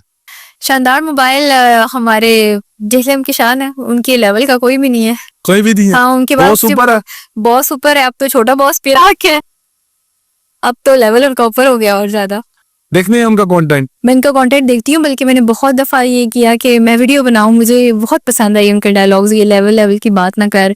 तो मेरे पास तो कोई बॉडीगार्ड था नहीं, वरना मैं तो उनका शेरा वाला कंटेंट मैं फुल उनको कॉपी करना चाहती तो हूँ। भी आप जो आपके साथ वो स्टाफ होता है आपका, किसी एक को गन पकड़ा दें बस। मैं मे बी इन फ्यूचर आप ऐसा देखें, लेकिन मैं उनके कंटेंट से बहुत इंस्पायर्ड हूँ कि वो पब्लिक को एंटरटेन भी कर रहे हैं और और आई business भी थिंक कर रहे हैं। बिजनेस भी कर रहे हैं और एंटरटेनमेंट भी कर रहे हैं। और सेकेंडली मुझे लगता है कि मर्दों के लिए ऑडियंस और फॉलोअर्स एंगेज करना बड़ा मुश्किल होता है, लेकिन उन्होंने किया हुआ है और वो अपनी एंटरटेन जिस तरह रखा हुआ है सबको। मैं खुद उनकी वीडियोस आजकल वो वीडियो बना रहे हैं, गाड़ी को रोकते हैं, कभी अपने वो राजा को, कभी अपनी रानी को, आगे खड़े हो जाते हैं, कहते हैं काम पे नहीं जाना, जी जी फिर गाड़ी पीछे जाती है। बिल्कुल, वो न्यू से न्यू ट्रेंड निकालते रहते हैं। नहीं, वो भी आपको क्या लगता है वो क्या करते हैं? मैंने ये राजा रानी वाली वीडियो भी उनकी देखी नहीं है। चले आपने जाके देखना है, वो ना गाड़ी के आगे खड़े हो जाते हैं और दिक्का लगाते हैं और गाड़ी पीछे जाती है, अच्छा आगे नहीं जाती है। अरबाज भाई आजकल वो खान बाबा बने हुए हैं। अच्छा, चले देखते हैं, अच्छा देखती हूँ। चले अल्लाह तो करे वो ऐसे ही लोगों को हंसाते रहे और बिल्कुल। हंसते रहे। अली इंजीनियर, अली इंजीनियर कौन है? मोहम्मद अली इंजीनियर। अच्छा, जो हमारे इस्लामिक स्कॉलर है। हाँ जी। उनकी मैं वीडियोस देखती हूँ, मैं उनकी फ़ैन हूँ। इसलिए मैं उनकी फ़ैन हूँ क्योंकि वो जो हमारे दीन को एक्सप्लेन करते हैं ना, वो बहुत उसको इजी कर देते हैं। हमारे बहुत सारे जो आलिम हैं उन्होंने इस्लाम को इतना स्ट्रिक्ट बताया हुआ है, इतना स्ट्रिक्ट बताया हुआ है कि जो मुस्लिम नहीं है वो मे बी सुन के उनको होता है कि बड़ा ही कोई बहुत ही सख्त कोई रिलीजन है। लेकिन जो मोहम्मद अली मिर्ज़ा है, इन्होंने बहुत अच्छे तरीके से ये पोर्ट्रे करते हैं हर चीज़, औरतों के लिए स्पेशली आसानी करते हैं इन्होंने। इनके बयान जो है ना वो बंदे को एंगेज रखते हैं अपने साथ, तो मैं बकायदा सुनती हूँ इनके, मुझे पसंद मैंने है। तो उनकी सख्त बातें सुनी है, ये आपने पता नहीं नरमी वाला कौन सा उनका नहीं, पहले जैसे देखी अगर है। आप उसको बाकी स्कॉलर्स के साथ करें ना कंपेयर, उनकी आवाज पता क्या होती है? बाबे तो शाही कोई नहीं, ऐसे तो वो है बोलते हैं। उनकी। लेकिन देखिए अगर आप उनके कंटेंट देखें जिसमें वो हस्बैंड वाइफ की बात कर रहे होते हैं, हाँ, तो मैं वो उसमें तो फिर अपने गात की उम्र मैंने ज्यादा होता है हाँ, ना। क्योंकि वो फीमेल्स को एक वो देते हैं, सॉफ्ट कॉर्नर देते हैं, इसलिए डेफिनेटली मुझे लगता है फीमेल्स के दिल में उनके लिए सॉफ्ट कॉर्नर है। आसिफ जट। मिस्टर आसिफ जट के साथ मैंने अपना फर्स्ट पॉडकास्ट जो था वो मेरा मिस्टर आसिफ जट के साथ था और मेरा उनके साथ बहुत अच्छा एक्सपीरियंस रहा है। आई थिंक उन्होंने मेरा जो इस पे पॉडकास्ट पे जो होता है ना एक इसको रिस्पेक्टेड फील जो मैंने इसको माना है वो उनकी वजह से माना है, क्योंकि मेरा एक्सपीरियंस अच्छा रहा है उनके साथ। He is a very respected person, वो भी फीमेल, एज अ फीमेल जब मैं उनसे मिली तो उन्होंने मुझे बहुत रिस्पेक्ट दी। सोशल मीडिया पे अगर आप उनको देखें तो जिस तरह की वो जो टॉपिक्स लेकर आते हैं ट्रेंडिंग होते हैं और उन पे बड़े लॉजिकली वो बात करते हैं। उनके फॉलोअर्स जो हैं उनको काफ़ी रिस्पेक्ट करते हैं एंड आई थिंक उनका कंटेंट बहुत अच्छा होता है। ये जवाब आपने एआई की तरह दिया। एआई से पूछो ना हु इज आसिफ जट, तो वो फिर इस तरह की चीजें बोल देती है। अच्छा नहीं, मैंने एआई से नहीं सुना। नहीं, मैं आपको अपना से बता रही हूँ, पर्सनल एक्सपीरियंस। आज मैं यहाँ पे जो पॉडकास्ट आपके साथ कर रही हूँ ये भी उन्हीं की वजह से है, क्योंकि मेरा यहाँ पे फर्स्ट पॉडकास्ट उनके साथ। हमारा तो सांस हर चीज उन्हीं की वजह से है। अल्लाह ताला उनकी उम्र दराज करे। यार अभी हम झेलम से बाहर निकलते हैं तो उसके बाद मेरे पास नाम है नदीम मुबारक। नदीम मुबारक मैं उनकी बहुत पहले वीडियोस देखा करती थी जब वो अपनी नानी के साथ वीडियोस रेम बनाया नानी करते वाला। थे। हाँ, तो वो अपनी नानी के साथ बनाया करते थे और मैंने उनको वहां से फॉलो करना शुरू किया था। उनकी नानी के साथ उनकी वीडियोस बहुत मजे की होती थी, वो बहुत अच्छी वीडियोस बनाते थे। उनकी नानी भी बड़ी लाइवली और जॉली, तो मुझे उनकी वीडियोस पसंद आती थी और मैं अभी भी उनको पसंद करती हूँ। सबसे अच्छी बात मुझे उनकी ये लगती है कि वो इमरान खान के साथ स्टैंड करते हैं और वो अभी तक उस चीज पे जो है ना उनका स्टैंड पक्का है। तो मैं भी इमरान खान की पसंद करती हूँ, उनकी फैन हूँ, फॉलोअर हूँ, तो डेफिनेटली मैं उनको सपोर्ट करती हूँ। नवाज शरीफ नवाज शरीफ जो है वो हमारे प्राइम मिनिस्टर हैं। नहीं है, नहीं है? अब वो शहबाज शरीफ साहब है। नवाज शरीफ कौन है? नवाज शरीफ उनके बड़े भाई, मरियम के पापा। तो अभी उनका हमारी कंट्री में क्या स्टेटस है? उनका हमारी कंट्री में बिगेस्ट चोर। ये तो नहीं कह सकती। ये तो आप तो नहीं कह सकती, लेकिन मैंने आपको स्टेटस बता दिया है। ठीक है, सही है। सबसे बड़ा चोर नवाज शरीफ, जो पहले लास्ट जो पहले वजीर आजम थे। ठीक है। नवाज शरीफ को मैं कहूंगी politician. Good politician. Is a good politician. हाँ, पॉलिटिक्स अच्छी है उनकी, गुड पॉलिटिशियन। मरीम नवाज के फादर हैं, तो बस मैं इतने कहना चाहूंगी। Asif Ali Zardari. Asif Ali Zardari again politician, yes. Benazir के हस्बैंड है। और मुझे लगता है मुझे औरतों की तरफ मूव कर जाना चाहिए, अभी मर्दों से निकलना चाहिए। खुशबू, आप उसकी पहले मुझे खूबसूरती के बारे में बताएं, उसकी स्किन के ऊपर क्या क्या ट्रीटमेंट है आपने ये बताएं, और फिर उसके बाद आप उसके किरदार के बारे में बताएं कि वो आपको कैसी लगती है। खुशबू जो है उसकी स्किन अच्छी है, कलर उसका फेयर है, जेनेटिक्स में आई थिंक उसकी जीन्स में है, फेयर कलर है। बहुत ज़्यादा सर्जिकल चीज़ें उसने अपने फेस पे नहीं करवाई हुई हैं, नेचुरली है। लेकिन उसका अगर आप कंटेंट की बात करें या उसका जो भी चल रहा है, मैं कुछ इतना उसका कंटेंट पसंद नहीं करती हूँ, क्योंकि मैंने बहुत सारी उनकी वीडियोस ऐसी देखी हैं जिनमें वल्गर एलिमेंट आ जाता है। आजकल हमारी वैसे भी जितनी भी स्टेज डांसर्स होती हैं वो अपनी ऑडियंस को ऐसे ही गेंज करती हैं, वल्गर डांस, वल्गर स्टेप्स। ये लोग ज्यादा ट्रीटमेंट नहीं करवाते अपनी बॉडी पे, अपनी फिजिक पे। आई थिंक ये बॉडी ट्रीटमेंट्स, फेस से ज्यादा ये लोग बॉडी ट्रीटमेंट्स करवाते हैं, बिकॉज इनका प्रोफेशन ऐसा है कि इन्होंने डांस लोगों को अट्रैक्ट करना होता है। हाँ, इनका फिजिकल एक्सपोजर ज्यादा होता है। इन्होंने अपना जो है अट्रैक्शन के लिए डांस करना है, तो डांस के लिए जाहिर बात है अपने फेशियल फीचर से तो डांस नहीं करना, बॉडी मूवमेंट से नहीं है। तो ये अपनी बॉडी सर्जरीज की तरफ ज्यादा ध्यान देते हैं। पाकिस्तान की जितनी भी स्टेज डांसर्स हैं, अगर आप उनको देखें तो बॉडी इनकी अब नॉर्मल लगती है, तो उन्होंने इम्प्लांट्स कराए होते हैं सर्जिकल। दीदार जो है मैं उसको जानती हूँ एज अ ब्यूटिशियन, ऑल्सो उसका सैलून है। She is doing very good makeup, बहुत अच्छी मेकअप आर्टिस्ट है। और उसने आई डोंट थिंक कि कोई सर्जरीज वगैरह कराई नहीं है ज़्यादा। उसके फेस पे बोटॉक्स फिलर्स डेफिनेटली है, लेकिन शी लुक्स गुड। और अब उसने अपना कैरियर जो है वो ज़्यादा जो है वो एज अ मेकअप आर्टिस्ट ले आई है, तो she is doing good in her field. Nargis जो है उन्होंने वो she is a good example, जिन्होंने अपने एक डांसिंग करियर को पहले बहुत पीक देखी। आपको पता है कि शी वहाँ जब स्टेज डांस का नाम आता है तो नरगिस का नाम आता है। नरगिस का डांस फिल्मों में किया है, स्टेज डांसर है, सब कुछ रहा है। लेकिन उसके बाद उन्होंने 180 डिग्री से बिल्कुल टर्न करके वो बिल्कुल रिलीजियस हो गई थी और उन्होंने सब छोड़ दिया था। उसके बाद उन्होंने भी सैलून ओपन किया और उनका भी अब सैलून है, वो बिजनेस करती हैं और अपने आप को बापर्दा भी रहती हैं। अभी रिसेंटली उनके साथ जो है वो बड़ा तशद्दुद वगैरह हुआ है, जिसके लिए मुझे बहुत बुरा लगा था उनकी, क्योंकि मैं उनको फॉलो करती हूँ, मैं एडमायर करती हूँ उनको, तो मुझे बहुत बुरा लगा है। But she is a good person. कभी जिंदगी में मुलाकात हुई है? नरगिस से मेरी पर्सनल मुलाकात नहीं है, लेकिन मैंने एक शो में था, इसी तरह से कॉन्फ्रेंस रूम में हम लोग एक साथ बैठे हुए हैं, जिसमें मैंने उनकी गुफ्तगू डिफरेंट लोगों के साथ देखी। She is very down to earth, उनमें कोई भी एटीट्यूड, ईगो, इस तरह की चीज़ मुझे नज़र नहीं आई। तो she is a very humble personality, अच्छी औरत है। पिछले दिनों में ना हम मिले, स्टेज आर्टिस्ट जितने भी थे मेल्स में हम मिले हैं, कैसर पिया, और अकरम उदास, नसीम विक्की और विक्की कोडू, ये लोग जमीन के साथ जुड़े हुए लोग हैं। यानी आज ही अगर इन पे देखी जाए तो बस है, यानी जो उनका पिक्चर पे जो हम स्क्रीन देखते हैं उससे तो वो लोग बहुत देखिए मुख्तलिफ। स्क्रीन पे जो भी है ना वो आई थिंक मैं कहती हूँ social media is a fake media. यहाँ पे किसी भी चीज को देख के इन्फ्लुएंस नहीं लेनी चाहिए, ना ही किसी को जज करना चाहिए। हर एक की जो प्राइवेट लाइफ है it's different from social media, तो आप किसी को जज नहीं कर सकते कि वो स्क्रीन पे कैसा आ रहा है और वो पीछे से कैसा है। कुछ लोग बहुत अच्छे आ रहे होते हैं, जैसे ही कैमरा ऑफ होता है तो उनके एटीट्यूड जो है वो आसमानों पे चले जाते हैं। मैंने बहुत सारे मॉर्निंग शोज जो है वो किए हैं, उसमें मैंने देखा है कि कुछ एक्ट्रेसेस ऐसी हैं जो वहां पे आती हैं और मैं उनको मिलके हैरान थी कि उनमें बिल्कुल जीरो एटीट्यूड है, और कुछ ऐसी होती हैं कि जो किसी से बात भी नहीं करना चाह रही होती हैं। अल्लाह ताला सबको हिदायत दे और जो अल्लाह ताला ने उन्हें अता किया उसको पहचानने की तौफीक दे। खैर अगर अगला जो मेरा अभी क्वेश्चन होंगे वो आपके प्रोफेशन के रिलेटेड होंगे। मुझे ये बताएं कि जब आपके पास कोई आता है ट्रीटमेंट करवाने के लिए, तो अगर आके कोई आपसे बाजिद हो जाए कि आप मुझे सफ़ेद करके दें, जिस तरह मर्जी है मुझे सफ़ेद कर दें, क्योंकि जो ये शादी होती है ये एक स्पेशल इवेंट होता है और शायद लड़की की ज़िंदगी में तो एक ही होता है, उसके ज़हन के मुताबिक अल्लाह किसी की बच्ची को दूसरी शादी का वक्त ना लाए, लेकिन वो एक उसके लिए ख़ास दिन होता है, तो वो कहती है मुझे सफ़ेद दिखना है। फिर क्या करती हैं आप, और ये कैसे मुमकिन है कि एक फुल ब्लैक बॉडी को वाइट कैसे किया जा सकता है? इसमें मैं आपको आज एक स्टोरी सुनाती हूँ कि मेरे पास एक लेडी आई, उनकी बहू को वो मेरे पास लेके वलीमे का मेकअप करना था उनका। तो वो कहने लगी कि दो ब्राइड्स थी मेरे पास, उनकी दोनों बहुएं थी, एक साथ वलीमा था, एक गोरी थी एक काली थी। तो वो मुझे कहने लगी कि आप में जो मेरी काली वाली बहू है ना, स्पेशल उन्होंने मुझे आके कहा कि आपको मैं पैसे दे रही हूँ, आपने इसको गोरा करना है, कि जैसे दूसरी मेरी बहू लगेगी वैसे ही ये वाली बहू मेरी लगनी चाहिए। तो अगर ये गोरी ना लगी तो मैं पैसे नहीं दूंगी आपको।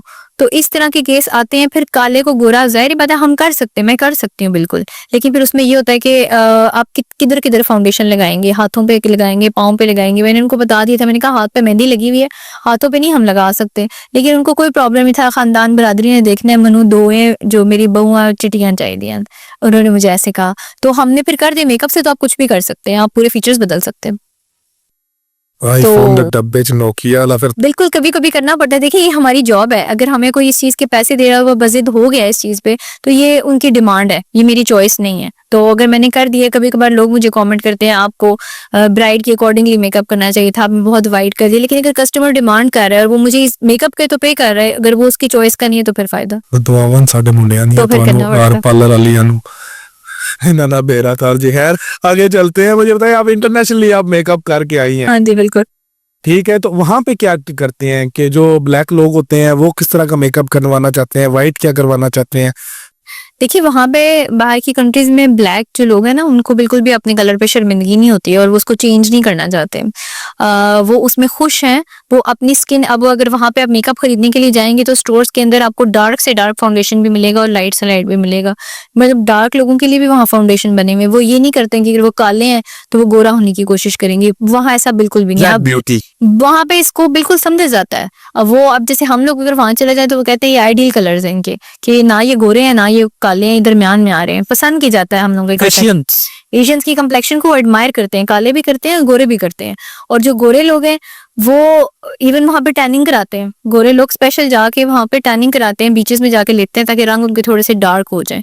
तो ये है कि वहां पे लेकिन गोरा होने का कोई हमारा मायने जो नहीं होता। कलर है ना, ये अल्लाह पाक ने बड़ा बहुत प्यारा बनाया, परफेक्शन खूबसूरत में कलर है। है, क्या परफेक्शन बात। है, परफेक्शन। और इसको वो लोग एडमायर करते हैं लेकिन हम लोग एडमायर नहीं करते। लेकिन मुझे आप ये बताएं जो ब्लैक हैं वो, उनका आपने कभी किसी ब्लैक का मेकअप किया है? मैंने बिल्कुल किया हुआ है, क्योंकि मेरी वहां पे ट्रेनिंग जब हुई है तो वो अमेरिकन जो कंपनी है मेकअप की, वहां पे मेरी ट्रेनिंग हुई है। तो ऑब्वियसली वहां पे गोरे भी आते हैं, काले भी आते हैं, सब आते हैं। तो मैंने बिल्कुल काले लोगों का मेकअप किया हुआ है। लेकिन वो मुझे कभी भी ऐसी डिमांड नहीं आई कि हमें जो है अपना स्किन टोन चेंज करनी है। हाँ वो यही कहते हैं कि स्किन हमारी ग्लो करे और विद इन हमारी अपने स्किन कलर में ही हमारा मेकअप हो। लेकिन ये है कि जब आप काले लोगों का मेकअप करते हैं, सिर्फ आपको शेड्स का ध्यान रखना होता है कि हम वो सारे शेड्स यूज नहीं कर सकते लिपस्टिक्स के या आई शेडोज के जो हम गोरे या विटिश लोगों के ऊपर यूज करते हैं। तो ट्रिकी होता है मेकअप उनके ऊपर करना। लेकिन ये है कि वहां पे डिमांड मुश्किल कौन सा है, व्हाइट वाला या ब्लैक वाला? सबसे खूबसूरत जो मेकअप होता है मेरे पास, अगर कोई सामने लड़की आती है ना तो मैं कहती हूँ मैं इस पे बहुत जबरदस्त आउट क्लास मेकअप होगा।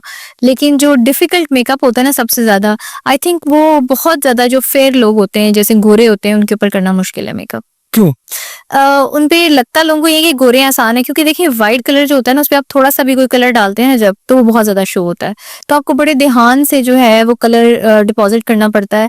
और फेयर कलर के ऊपर कुछ खास कलर हैं जो सूट करते हैं, विटिश के ऊपर सब सूट कर जाएगा।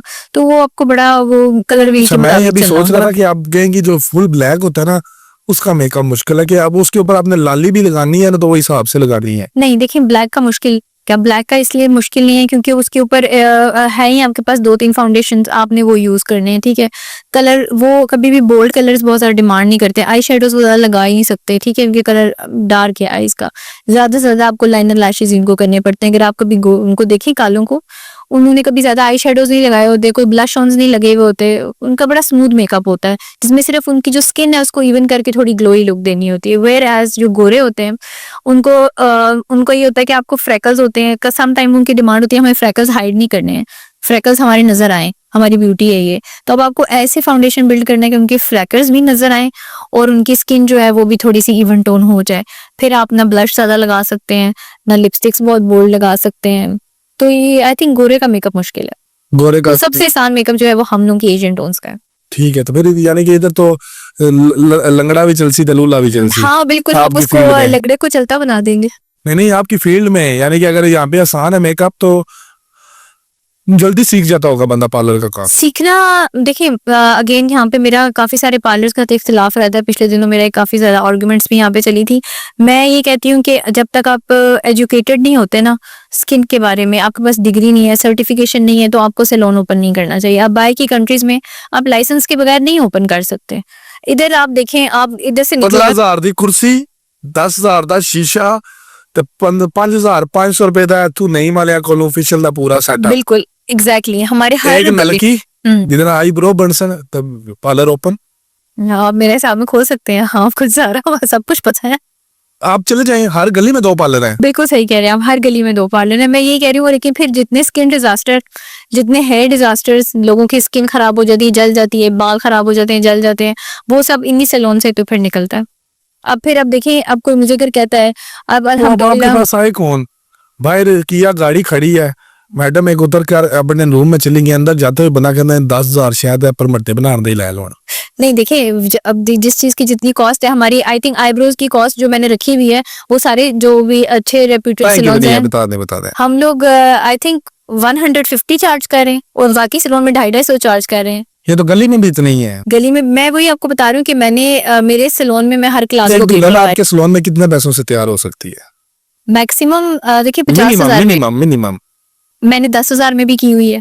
अगर कोई अफोर्ड नहीं करता, मैंने फ्री में भी किया हुआ है। वाओ, मैंने किया हुआ है, लेकिन ये बात है कि जो दे सकते हैं उनको बिल्कुल देना मेरी दुल्हन चाहिए। तैयार कर देंगे आप?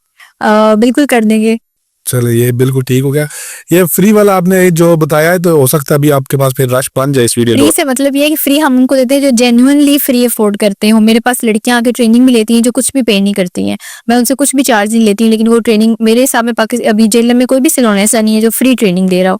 मेरे पास से लड़कियां ट्रेन होके गई हैं, उन्होंने सैलून्स ओपन कर लिए हैं और मैंने उनसे 1 रुपया भी चार्ज नहीं किया। आप किसकी स्टूडेंट है?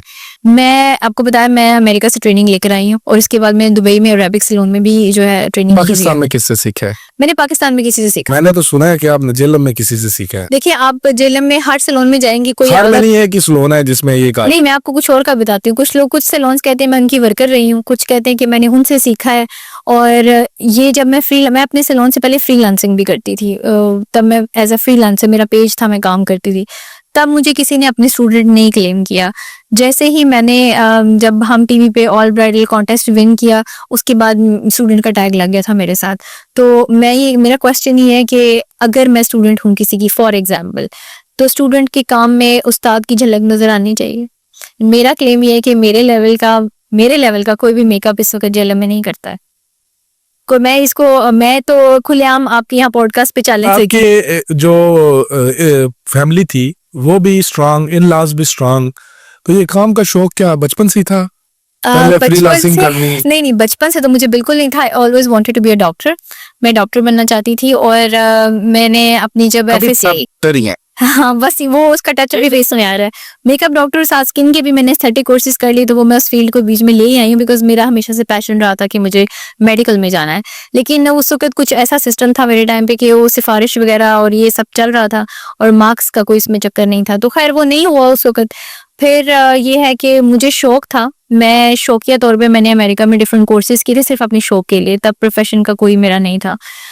लेकिन जब मैंने टीवी में शो विन किया उसके बाद मुझे बड़ी मोटिवेशन दी सनम जंग ने, काशी ने, मेरी उनके साथ कॉन्वर्सेशन हुई तो उन्होंने मुझे मोटिवेट किया। और सबसे बड़ी मोटिवेशनल मेरी जो पीछे से मुझे बैक थी वो मेरी मदर की लिए थी।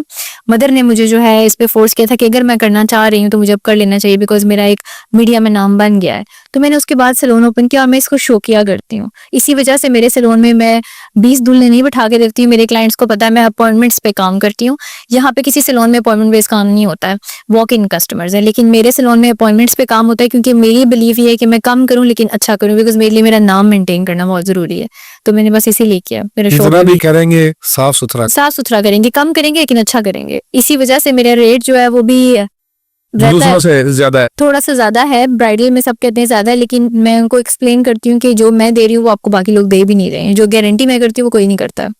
गारंटी तो मेकअप में सबसे ज्यादा मुश्किल है। गारंटी मैं देती हूँ और मैं उनको ये भी कहती हूँ तो कि आपने अगर अभी अपने फेस पे क्या क्या लगाया हुआ है?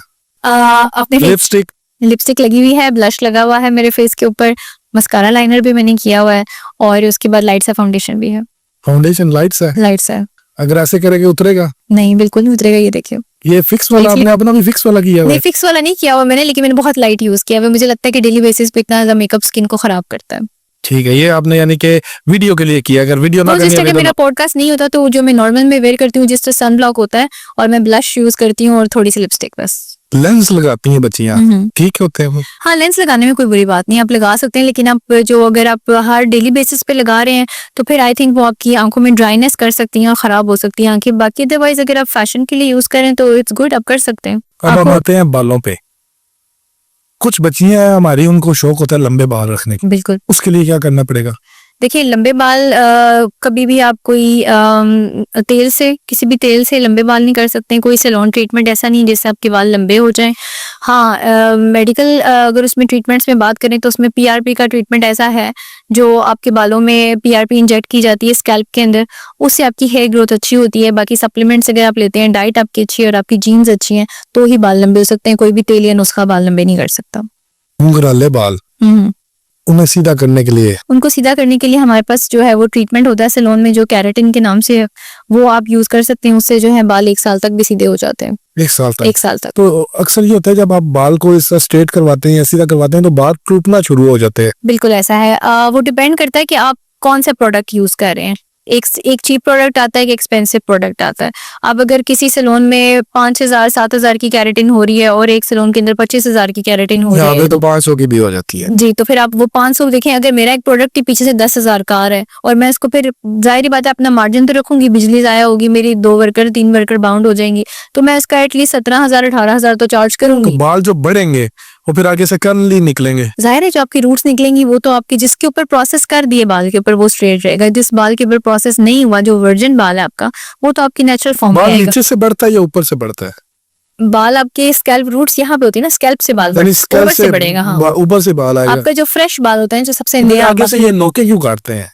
कौन सी नोके? ये जो बाल है, 2 मुंह में बाल काट देते हैं। 2 मुंह बाल जो नीचे की तरफ, देखिए वही मैं आपको बता रही हूँ। जो ऊपर बाल है ना वो सबसे नया बाल है, सबसे हेल्दी बाल है। जितना आपका बाल नीचे आ गया वो उतना पुराना बाल है।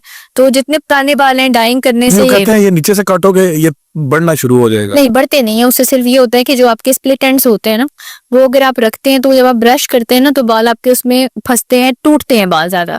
वो बस ये रीजन होता है कि अगर आप उनको निकाल दें तो ब्रश स्मूथली हो जाएगा तो बाल टूटेंगे कम। अदरवाइज का ग्रोथ से कोई लिंक नहीं है, ना ही कटिंग का कोई लिंक है। जो लोग कहते हैं ना इसकी कैंची लगवा लो तो बाल लंबे हो जाएंगे, उसके हाथ से बाल लंबे नहीं होते, ये सब मिथ्स है। इसका कोई रियलिटी के साथ लिंक नहीं है। मैडम जुएं पड़ जाती हैं लड़कियों को जी जी बहुत ज्यादा, तो आपके पास जब स्ट्रेटनर के लिए आती हैं तो कभी ऐसे हुआ है कि टिक टिक? मेरे साथ पर्सनल एक्सपीरियंस नहीं है इस तरह का, क्योंकि मैं ये नहीं करती हूँ। मेरी स्टाफ तो जब सीखने के जमाने में नहीं, कभी मैं आपको अपने स्टाफ की बातें सुना लेती हूँ। मेरा स्टाफ अक्सर आता है। एक दफा मेरी स्टाफ ने मुझे बताया कि मैंने बकायदा उसने निकाल के, उस लड़की इतनी ज्यादा थी कि उसने उस लड़की के सर से निकाल के उसके हाथ में रखी गई, ये मैडम आपकी जो मतलब इतनी बेसिकली उसको एम्बेरस, मैंने तो उसको कहा, मैंने कहा क्यों तुमने एम्बेरस किया? कहती है मैम वो देखे तो सही, वो आ गई हमारे स्टेट में टिक टिक टिक टिक टिक हो रही है, बहुत ज्यादा जुएं। लेकिन मुझे लगता है कि मुझे नहीं समझ आती लेडीज ऐसे कैसे सैलून में चली जाती हैं। इट्स पार्ट ऑफ हाइजीन, आपको सफाई रखनी चाहिए। और ये दिस इज एम्बेरसमेंट, ये नहीं होना चाहिए। प्लस इससे आप स्प्रेड भी करते हैं इसको। अगर आप किसी इस तरह की जगह पे जा रहे हैं, सैलून है जहाँ पे ब्रश यूज हो रहे हैं, कॉम यूज हो रहे हैं, तो ये एक से दूसरे में ट्रांसफर होती है। तो आई थिंक ये अच्छी बात नहीं है कि जिनको है, और डेफिनेटली अगर आपका सर भरा हुआ आपको पता तो है, तो फिर आप ऐसे कैसे सैलून में जाकर इनको आपको स्प्रेड कर सकते हैं? नहीं करना चाहिए। नहीं तो अभी मेरे सर में पड़ गई है, मिसाल देता हूँ, मैं एक लड़की हूँ, जो बंदे मैंने गाला कर से, अब एक लड़की है उसके सर में पड़ गई है, हाँ। तो अब उसने सैलून तो जाना ना, आप जुए नहीं निकालते सैलून में? हम जुए नहीं निकालते सैलून में। नहीं, मकसद कोई ट्रीटमेंट होगा ना आपके नहीं, पास? जुओं का कोई ट्रीटमेंट नहीं है मेरे पास। उसका ट्रीटमेंट सिंपल है, आजकल तो एंटीलाइज शैम्पू इजीली अवेलेबल है। आई थिंक 2-3 दफा उससे लगाए तो हो उससे जाती कोई है। नहीं जाती। मुझे तो लगता है चली जाती है। नहीं, अब जिसकी टिक टिक हो रही है वो तो इतनी ज्यादा ना, लाइस वाली तरह नहीं तो वो शैम्पू ज्यादा अच्छा आजकल इस्तेमाल कर मेडिसिन रहे आई हैं। हुई है, कुछ खाओ तो जुए हाँ, भागे। मेडिसिन का डॉक्टर कहते हैं कि आप खाएं तो, बट मैं उसके बारे में, मेरा इतना नॉलेज नहीं है तो मैं कुछ कहूंगी नहीं, ये तो फिर डॉक्टर ही बेहतर बता सकते हैं। लेकिन मुझे लगता है कि एंटीलाइज शैम्पू इट वर्क्स। एक बच्ची है जो बगैर माँ के पली है, ठीक है, तो बड़ी बहन भी नहीं है, तो उसके जो ब्यूटी के प्रॉब्लम्स होते हैं, यानी कि उसने कभी आईब्रो नहीं बनवाया होगा, उसने कभी वो बालों का नहीं किया होगा, क्योंकि जो बच्चियां होती हैं वो वालिद से जिकती होती हैं, उन्हें कह नहीं सकती कि मेरी ये ज़रूरत है, यानी कि मैंने आईब्रो बनवाना है, ठीक है। कुछ लड़कियों की मूछें भी आ जाती हैं, कि कुछ की इधर से दाढ़ी आ जाती है, तो वो घर में क्या ऐसा कर सकती हैं जिससे उनकी ये हेल्प हो जाए कि उनके बाल भी सही रहे, उनमें जुएं भी ना आए, और ये सारा कुछ मेंटेन हो जाए। पहली बात तो ये है कि अगर वो सैलून्स नहीं चाहती है ना ज्यादा, उन्होंने बालों पे डाइंग नहीं की हुई, वो ज्यादा फैशन में नहीं है, बालों को छेड़छाड़ नहीं करती ज्यादा, तो पहली तो बात ये इनके बाल होंगे अच्छी कंडीशन में, उनके बाल खराब नहीं होंगे। खराब आजकल हो बाल जाते हैं। देखें, जिनकी माएँ नहीं ना होती तो वो बड़े प्रॉब्लम्स में होते हैं, यानी कि उसके बाल, अब्दुल फूफी आई है ना, उन्हें आगे काट देना है हम्म सारी, क्योंकि हमारी ये जो पंजाबी फैमिलीज हैं उसमें ये होती है, जो मासी आई उसने भी थोड़े से काट देना, तो बड़ी ज्यादा क्या शिकार रहती है इस तरह की बिल्कुल बच्चियां। है। वो तो फिर एक ज्यादा मेंटल हेल्थ जो अफेक्ट होती है, लेकिन बालों का जो काट दिया उसका तो कोई हल नहीं है, ठीक है। नहीं, फिर वो उसमें ये होता है कि वो उसके बाल भी तरतीबे से बड़े हो जाते हैं, फिर वो उसमें अगर घुंघराले उसके बाल हैं तो वो मेंटेन नहीं रहेंगे, क्योंकि माएँ सिखाती हैं हमारे यहाँ जो इधर है, तो बहुत देखिए जो सारे कर्ली फैक्टर हैं। बाल है ना, उनका तो हल मैंने आपको बताया सैलून के अलावा है ही नहीं है, ठीक है। वो एक तो अगर उसमें जुएं भी हैं, हाँ, जुएं भी हैं, तो वो तो कोई बता रहे हो ना कि इस सैलून पे अब आती है, जाहिर बात, अब जो क्लाइंट आते हैं हम उसे ये तो नहीं कह सकते आपके सर में जुएं हैं आप नहीं, वापस वो चले आके अगर जाइए। आपको बताता है कि मैडम मेरे सर में ये इस तरह जुएं भी हैं और मैं इन बालों को ठीक करना चाहती हूँ, फिर आप उसके साथ क्या करते अच्छा, मेरा 5 इयर्स का जो एक्सपीरियंस सैलून का है, आज तक किसी ने खुद से नहीं बताया कि मेरे सर में जुएं हैं। वो बताते हैं ये कि ये है हमारा, और लेकिन जुएं जो है वो मेरा स्टाफ डिटेक्ट कर लेता है कि इसके घर में जुएं हैं। तो आज तक किसी क्लाइंट ने खुद से डिटेक्टर नहीं फिर कहा। आपने अच्छे रखे हुए हैं जो जुएं डिटेक्ट कर लेते बिल्कुल ऐसे ही है, वो डिटेक्ट करते हैं। 2-3 लड़कियां होती हैं, वो देखती हैं। असल में यूजुअली वाइट एप्रन्स होते हैं, तो जब वाइट एप्रन्स होते हैं तो सम टाइम वो उनके ऊपर चल रही होती हैं। हैं? नहीं, अगर कोई आके बता दे, मैं आपसे पर्सनल सवाल कर, मैं बता पूछ रहा हूँ, तो आप उसे क्या आंसर करेंगे? हम उनको ये कहेंगे कि जुओं का तो कोई हल नहीं है हमारे पास, बाकी केमिकल ट्रीटमेंट में जो मर गई, बाकी तो अंदर ही रहेंगी, क्योंकि काफी सारी स्ट्रेटनिंग में और केमिकल से मारी जाती है आई थिंक। आजकल ना स्टेरॉइड लोग यूज कर रहे हैं जी। चेहरों पे, और वो कुछ जो इंजेक्ट भी करते हैं और कुछ दूसरी तरह भी उसको फेस पे ना, डेक्सा नाम है शायद उसका ना, तो वो उतार के उसको लगाया वो जाए। है। इसके अलावा ये जितनी जो क्रीम्स हैं, गोल्डन पर्ल, फाइजा, आरजी, इन सब के अंदर स्टेरॉइड्स हैं, mercury is a cancer causing element, तो ये सब इसके अंदर यूज हो रहा है। और स्टेरॉइड यूज करने से ही आपकी स्किन की लेयर्स उड़ती हैं, तो स्टेरॉइड बेस्ड तो कोई भी चीज आपको नहीं लेनी चाहिए, ना ही आपको स्टेरॉइड्स जो है वो खाने चाहिए। तो स्टेरॉइड वाली तो चीज बिल्कुल भी नहीं लेनी है आपने। और जिस भी क्रीम के साथ ये लोग क्लेम करते हैं ना कि हफ्ते 10 दिन में रिजल्ट देगी, वो डेफिनेटली स्टेरॉइड बेस्ड है। बिकॉज अगर कोई जिसके अंदर अच्छे इंग्रेडिएंट्स है, वो कभी भी आपको 10 दिन में रिजल्ट नहीं दे सकते, आपको कम से कम 3 मंथ्स उसको यूज करना पड़ता है। मार्क्स बन जाते हैं चेहरे पे, एक्ने मार्क्स की बात करें, मुख्तलिफ तरह के, यानी आजकल तो एलर्जी भी है, उसे डायग्नोस होती जाती है कि स्पॉट बन गया, ब्लैक स्पॉट बन गया, या पंजाबी दसांदा टोवे बन जाते हैं मुंह पे, ठीक है। इनकी हल है कोई जब बन गया? बिल्कुल। अगर तो आपका जो जैसा आप कह रहे हैं ना, अगर डेप्थ में बना है, तो डेप्थ में अगर कोई स्कार बन तो गया, यही कह लो मैडम, वीडियो वायरल हो जासी। हाँ जी, टोए, क्या चीज? टोए मतलब जो टोए का ट्रीटमेंट है वो माइक्रो नीडलिंग बेस्ट ट्रीटमेंट है, बिकॉज ये कोई भी क्रीम से फिल नहीं हो सकते। इसके लिए आपको दोबारा से न्यू स्किन बनानी पड़ती है, वहां पे रीसर्फेसिंग की। वो स्किन जो नीचे चली गई है वो टोया आपका ऊपर की तरफ आ जाए। वो सिर्फ ऐसे आएगा कि आप जब नीडलिंग करते हैं ना, तो वो आपकी स्किन में जो है माइक्रो पेंचर्स होते हैं, उसकी में जब हीलिंग होती है तो हमारे जिस्म का एक कुदरती प्रोसेस है कि वहां पे न्यू स्किन बनती है। तो अगर वो प्लाज्मा के साथ, पीआरपी के साथ हो रही है, तो फिर वो थोड़ा सा फास्टर प्रोसेस होता है। कुछ सेशंस के बाद आपकी स्किन काफी बेहतर हो जाती है और वो काफी हद तक बेहतर हो जाते हैं। तो जो स्पॉट्स बन जाते हैं, निशान बन जाते हैं, कुछ लोगों के बर्थ मार्क्स होते हैं, वो खत्म करने का भी कोई जिद्दत आ गई है? बर्थ मार्क्स के लिए लेजर मौजूद है। वो डर्मेटोलॉजिस्ट के पास आप जाके करवा सकते हैं। इस तरह के लेजर्स आ चुके हैं जो आपके बर्थ मार्क्स या डार्क मार्क्स जो होते हैं फेस पे या बॉडी पे कहीं नहीं है, इवन टैटूज जिससे रिमूव होते हैं, तो वो आ चुकी हैं। अब तो लेजर जो हमारी इंडस्ट्री है वो बहुत एडवांस हो चुकी है, तो इस सब के ट्रीटमेंट्स अवेलेबल है। आप लेजर रिकमेंड करती हैं?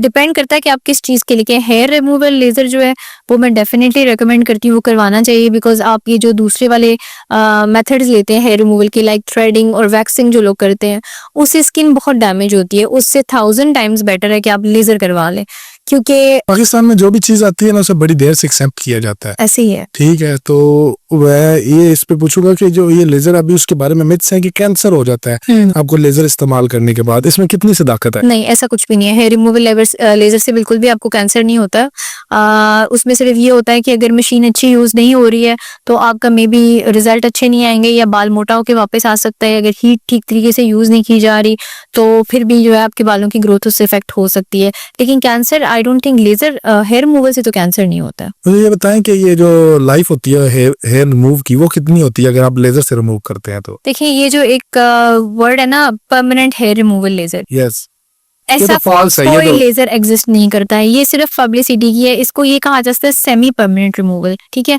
इसमें ये है कि आप 7 to 8 सेशंस लेते हैं, उसमें आपके बालों की रूट काफी हद तक वीक हो जाती है, कुछ लोगों के बिल्कुल खत्म हो जाते हैं बाल। लेकिन उसके बाद आपको टच अप सेशंस लेने पड़ते हैं। मीन्स कि आप फिर 1 सेशन कंप्लीट 7-8 करवा लिए, फिर साथ में आप उसके 1-2 सेशन टच अप के करवा लें तो फिर यूर गुड टू गो। लेकिन अगर आप थ्रेडिंग और वैक्सिंग इसके साथ कर रहे हैं तो अपने लेजर बर्बाद कर रहे हैं। हानिया आमिर। जी जी, Hania Aamir is a cute face of Pakistan. जैसे कि मैंने बताया, Jannat Mirza is symbol of beauty, और वो क्यूटेस्ट में जो है उनका शुमार किया जाता है। कोई भी ड्रामा जो होता है हमारा, अगर उसमें कोई मासूम रोती धोती बहू दिखानी होती है तो हानिया आमिर को लिया जाता है। She has a very cute face. और उन्होंने लेकिन अगर आप उनकी बिफोर की देखें और उनका अभी का देखें तो आई थिंक उन्होंने भी फेस पे ना फिलर करवाया हुआ है, which was not needed, because वो भी क्वाइट यंग है। और जब उनका पहले भी फेस बहुत क्यूट था और अभी भी उनका फेस बहुत क्यूट है। और कुछ लोग कहते हैं कि उन्होंने डिम्पल भी सर्जरी के साथ करवाया है, but I am not sure. ये एक थोड़ी कंट्रोवर्शियल सी बात है कि है डिम्पल ओरिजिनल या नहीं, बट जैसे भी है उनको डिम्पल सूट कर रहा है and she is very cute. Aliza Shah.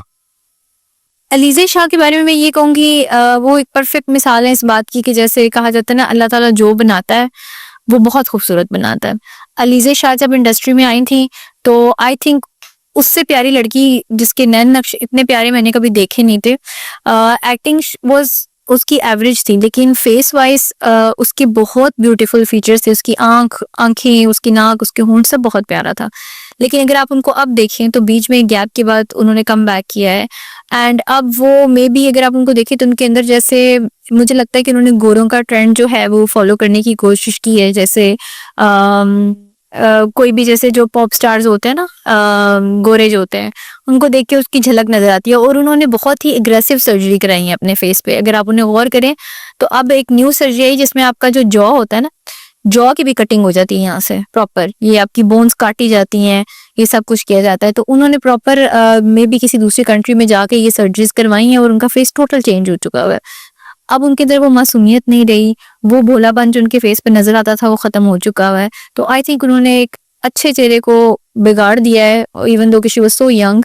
तो वो मुझे इस चीज की एक मिसाल लगती है। बड़ा गैर इखलाकी सवाल आपसे पूछने लगा मैं, आपकी उम्र क्या है? लेडीज से उनकी उम्र नहीं पूछी जाती। वैसे क्या है? नहीं, मर्द से उसकी इनकम और लेडीज से उसकी आप जो उससे मेरी उम्र इनकम पूछे, है। मैं आपको ईमानदारी से बता दूंगा, आप एज बताएं अपनी। नहीं, मैं आपको जितनी लगती हूँ उतनी होंगी। मुझे आप लगती हैं 65 साल की। 65 साल की लगती हूँ आपको? हाँ जी। तो ठीक है, आपको 65 की लगती होंगी। नहीं, आप बताएं आई ना। डोंट माइंड, मेरी मुझे बहुत यंग एज में लोग आंटी भी कहते थे, आई डोंट माइंड। नहीं नहीं आंटी तो आप भी नहीं लगती, मुझे बताइए। मैं देखिए, age is how you feel, ठीक है, मुझे लगता है कि जैसे आप फील करते हैं उतनी ही आपकी एज। मुझे आपकी एज फील होती है 28-30। I think you are close है। मुझे इतनी एज जो है ना फील हाँ, होती आप है। क्लोज है। आप जो खुद को महसूस करती हैं, कितनी एज का महसूस करती हैं? मैं भी मुझे लगता है कि 25 में बंदा देखिए, जो एक्चुअल होती है ना वो तो होती है, जी, जी। एक फील होती है इंसान को भी, मैं ना यानी इस एज के हिस्से में हूँ। मैं अपने आप को फील करती हूँ अराउंड मे बी मैंने फील किया है कि जब मैंने 25 में I was immature, I am 25 plus, और मुझे अपना भी फील ऐसे ही होता है जो लोग 25 से 30 के बीच के होते हैं। ये आपको फील होता है मुझे फील होता है एज अ आर्टिस्ट? हर लिहाज से। हर लिहाज से आर्टिस्ट तो आप ये कहेंगे अगर 60 साल की भी कोई औरत है और वो काम अच्छा कर रही है, उसका काम में भी 25 साल की लड़की से अच्छा हो सकता है। सो एज आर्टिस्ट आप नहीं कह सकते, ओवरऑल मैं मैं बात कर अपने रही हूँ। आप को देखने के बाद मैं ये एक देखें, जो मैं अगर आपको देखूंगा ना तो मैं आपको एक खबर की नीयत से देखूंगा कि ये खबर क्या है इनके पास, ठीक है? अब मुझे पता है आप पॉडकास्ट मटेरियल है, यानी कि आपके साथ घंटों बैठ के बात की जा सकती है, आपके पास बहुत सारे अल्फाज हैं अपने दिल की बात को कहने के। इस तरह आप जब किसी को देखते हैं तो एज उसे वो देखते हैं ना कि इधर इतने सुर्खी लग सकती है, इधर लाइनर लग सकता है, एनू होंठ मोटे करा लेने चाहिए, एनू परमट्टे उत्ते करा लेने। इस तरह मैं पूछ रहा हूँ, खुद को कैसे कितनी एज में देखती हैं आप? अ, जो आपका अंदाजा होगा ना, यानी ये इसको देख के तो वो एक अलग 25 to 27 25 to 27। 27 हाँ ठीक बिल्कुल। है, तो यानी कि इंसान अपनी एज से पीछे जा सकता है। इसके लिए एक टर्म यूज होती है रिवर्स एजिंग, ये कोई हकीकत है?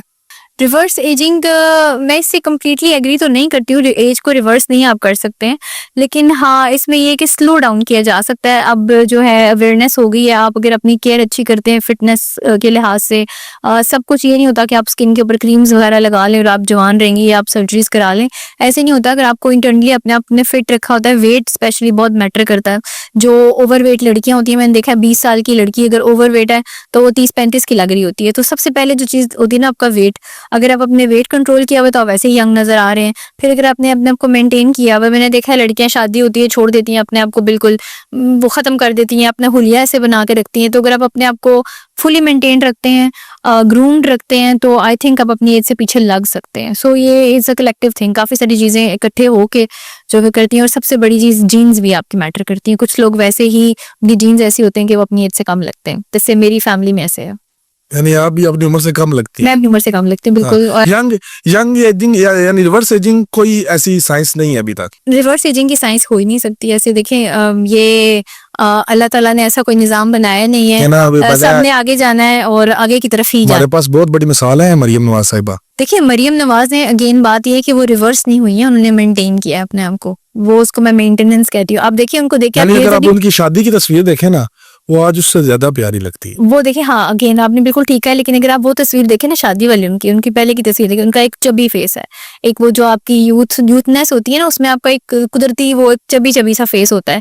अभी नो डाउट वो ज्यादा प्यारी लग रही है, उनके नक्श ज्यादा खूबसूरत लग रहे हैं, डिफाइंड लग रहे हैं, लेकिन इसको आप मेंटेनेंस कहेंगे। आप ये नहीं कह सकते कि वो वाली जो 20 साल में लगती थी वो दोबारा वो कभी भी नहीं लग सकती, चाहे वो no matter how many surgeries करवा लें।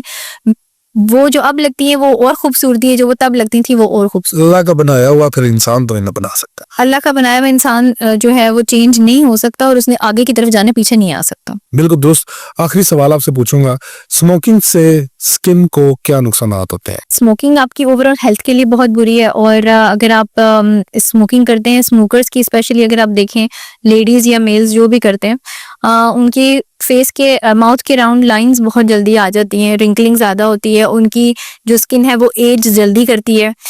बाकी लोगों से, नॉर्मल लोगों से जो है उनकी स्किन पे जल्दी सैगिंग आती है, जल्दी ढलक जाती है, वो लोग ज़्यादा जल्दी एज करते हैं, उनके फेस पे लाइंस बहुत जल्दी आती है, रिंकल्स बहुत जल्दी आ जाते हैं। माफी चाहता हूँ, आखिरी सवाल का बोला था, लेकिन मुझे अभी उसी के दौरान सवाल याद है क्या, हमारे पास एक और कम्युनिटी है ट्रांसजेंडर, उनका मेकअप किए कभी आप? मैंने अभी तक ट्रांसजेंडर का मेकअप नहीं किया है, लेकिन अगर मुझे कभी करना पड़े तो आई don't think I would mind.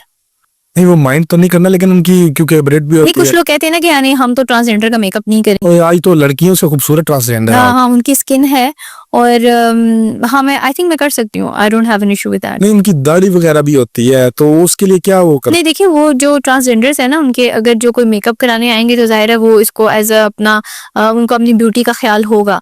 तो आजकल तो वो वैक्स करते हैं, लेजर भी कराते हैं, इवन उन्होंने अपने फेस को मेंटेन रखा हुआ होता है। लड़कियों से अच्छी स्किन होती है उनकी, ज्यादा ख्याल रखते हैं वो। कोई ऐसा ट्रांसजेंडर जिसका आप मेकअप करना चाहते हो? वो मुझे उनका नाम भूल गया। महक मलिक। नहीं, वो एक डॉक्टर हैं, उनका आई थिंक हाँ, उनका नाम क्या है? नीरब मोइज। हाँ, वो मैं तो बल्कि की उनसे बात करवाता हूँ अभी। मैं उनकी बड़ी फैन हूँ। मैंने परसों चौथ उनकी इंस्टा किसी पे मैसेज किया, उन्होंने कोई क्रीम का बताया और मैं वो लेकर आई हूँ। वो स्नेल की ना क्रीम उन्होंने मुझे बताई कि मैं भी- यूज करती हूँ। वो नंबर है आपके पास नहीं, उनका? मेरे पास नंबर नहीं, इंस्टा पे मैंने कौन। मैं आपकी बात करवाता हूँ। हाँ, क्या नाम है उनका? मीरब मोइज। मेहरब मोइज। हाँ ठीक है, उनका करना है। तो मैं अगर मेकअप करना चाहूंगी तो मैं डॉक्टर मेहरब मोइज का करना चाहूंगी। मुझे उनकी स्किन बहुत पसंद है, उनके फीचर्स बहुत पसंद है। वैसे भी कौन मैं से उनकी फीचर आपको उनके पसंद है? मीन्स कि उनकी आईज, उनके लिप्स, उनका फेस कट, एवरीथिंग, मतलब मुझे पसंद है उनका फेस, उनके हेयर, बाल उसके बहुत अच्छे हैं। पर्सनालिटी फीचर्स हैं जो। हाँ, वो ठीक है। मैं उनकी पिक टैकी से भी बड़ी इंस्पायर हूँ एक्चुअली। मैं उनकी अक्सर देखती हूँ उनके बारे में कहता हूँ ब्रेव ट्रांसजेंडर। ब्रेव ट्रांसजेंडर के साथ इंटेलिजेंट। मैं कहती हूँ इंटेलिजेंस खत्म है उनके ऊपर। पीएचडी की है भाई। इंटेलिजेंस बहुत से लोग होते हैं पीएचडी की होते हैं, लेकिन ये कि ट्रांसजेंडर हो गया, पीएचडी की है पहले। ट्रांसजेंडर होके पीएचडी भी उन्होंने की है एंड वो है वो उसको ओन करते हैं। वो उसको डिनाई नहीं करती, उसको उसको बड़े प्राउडली उसको ओन करती हैं।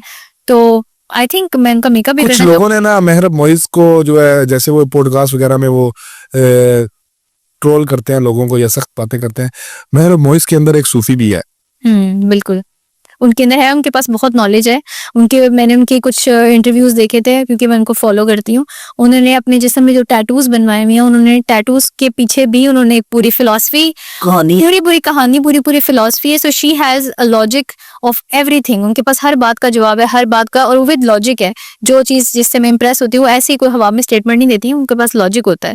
सो पर्सनैलिटी वाइज सलूट है आपकी कलेक्शन को। सलामत रहें। शुक्रिया आपका। थैंक यू, आपने मुझे दोबारा वक्त दिया है, मैं बहुत ज्यादा मशकूर हूँ। आपकी बहुत मेहरबानी। Thank you very much friend.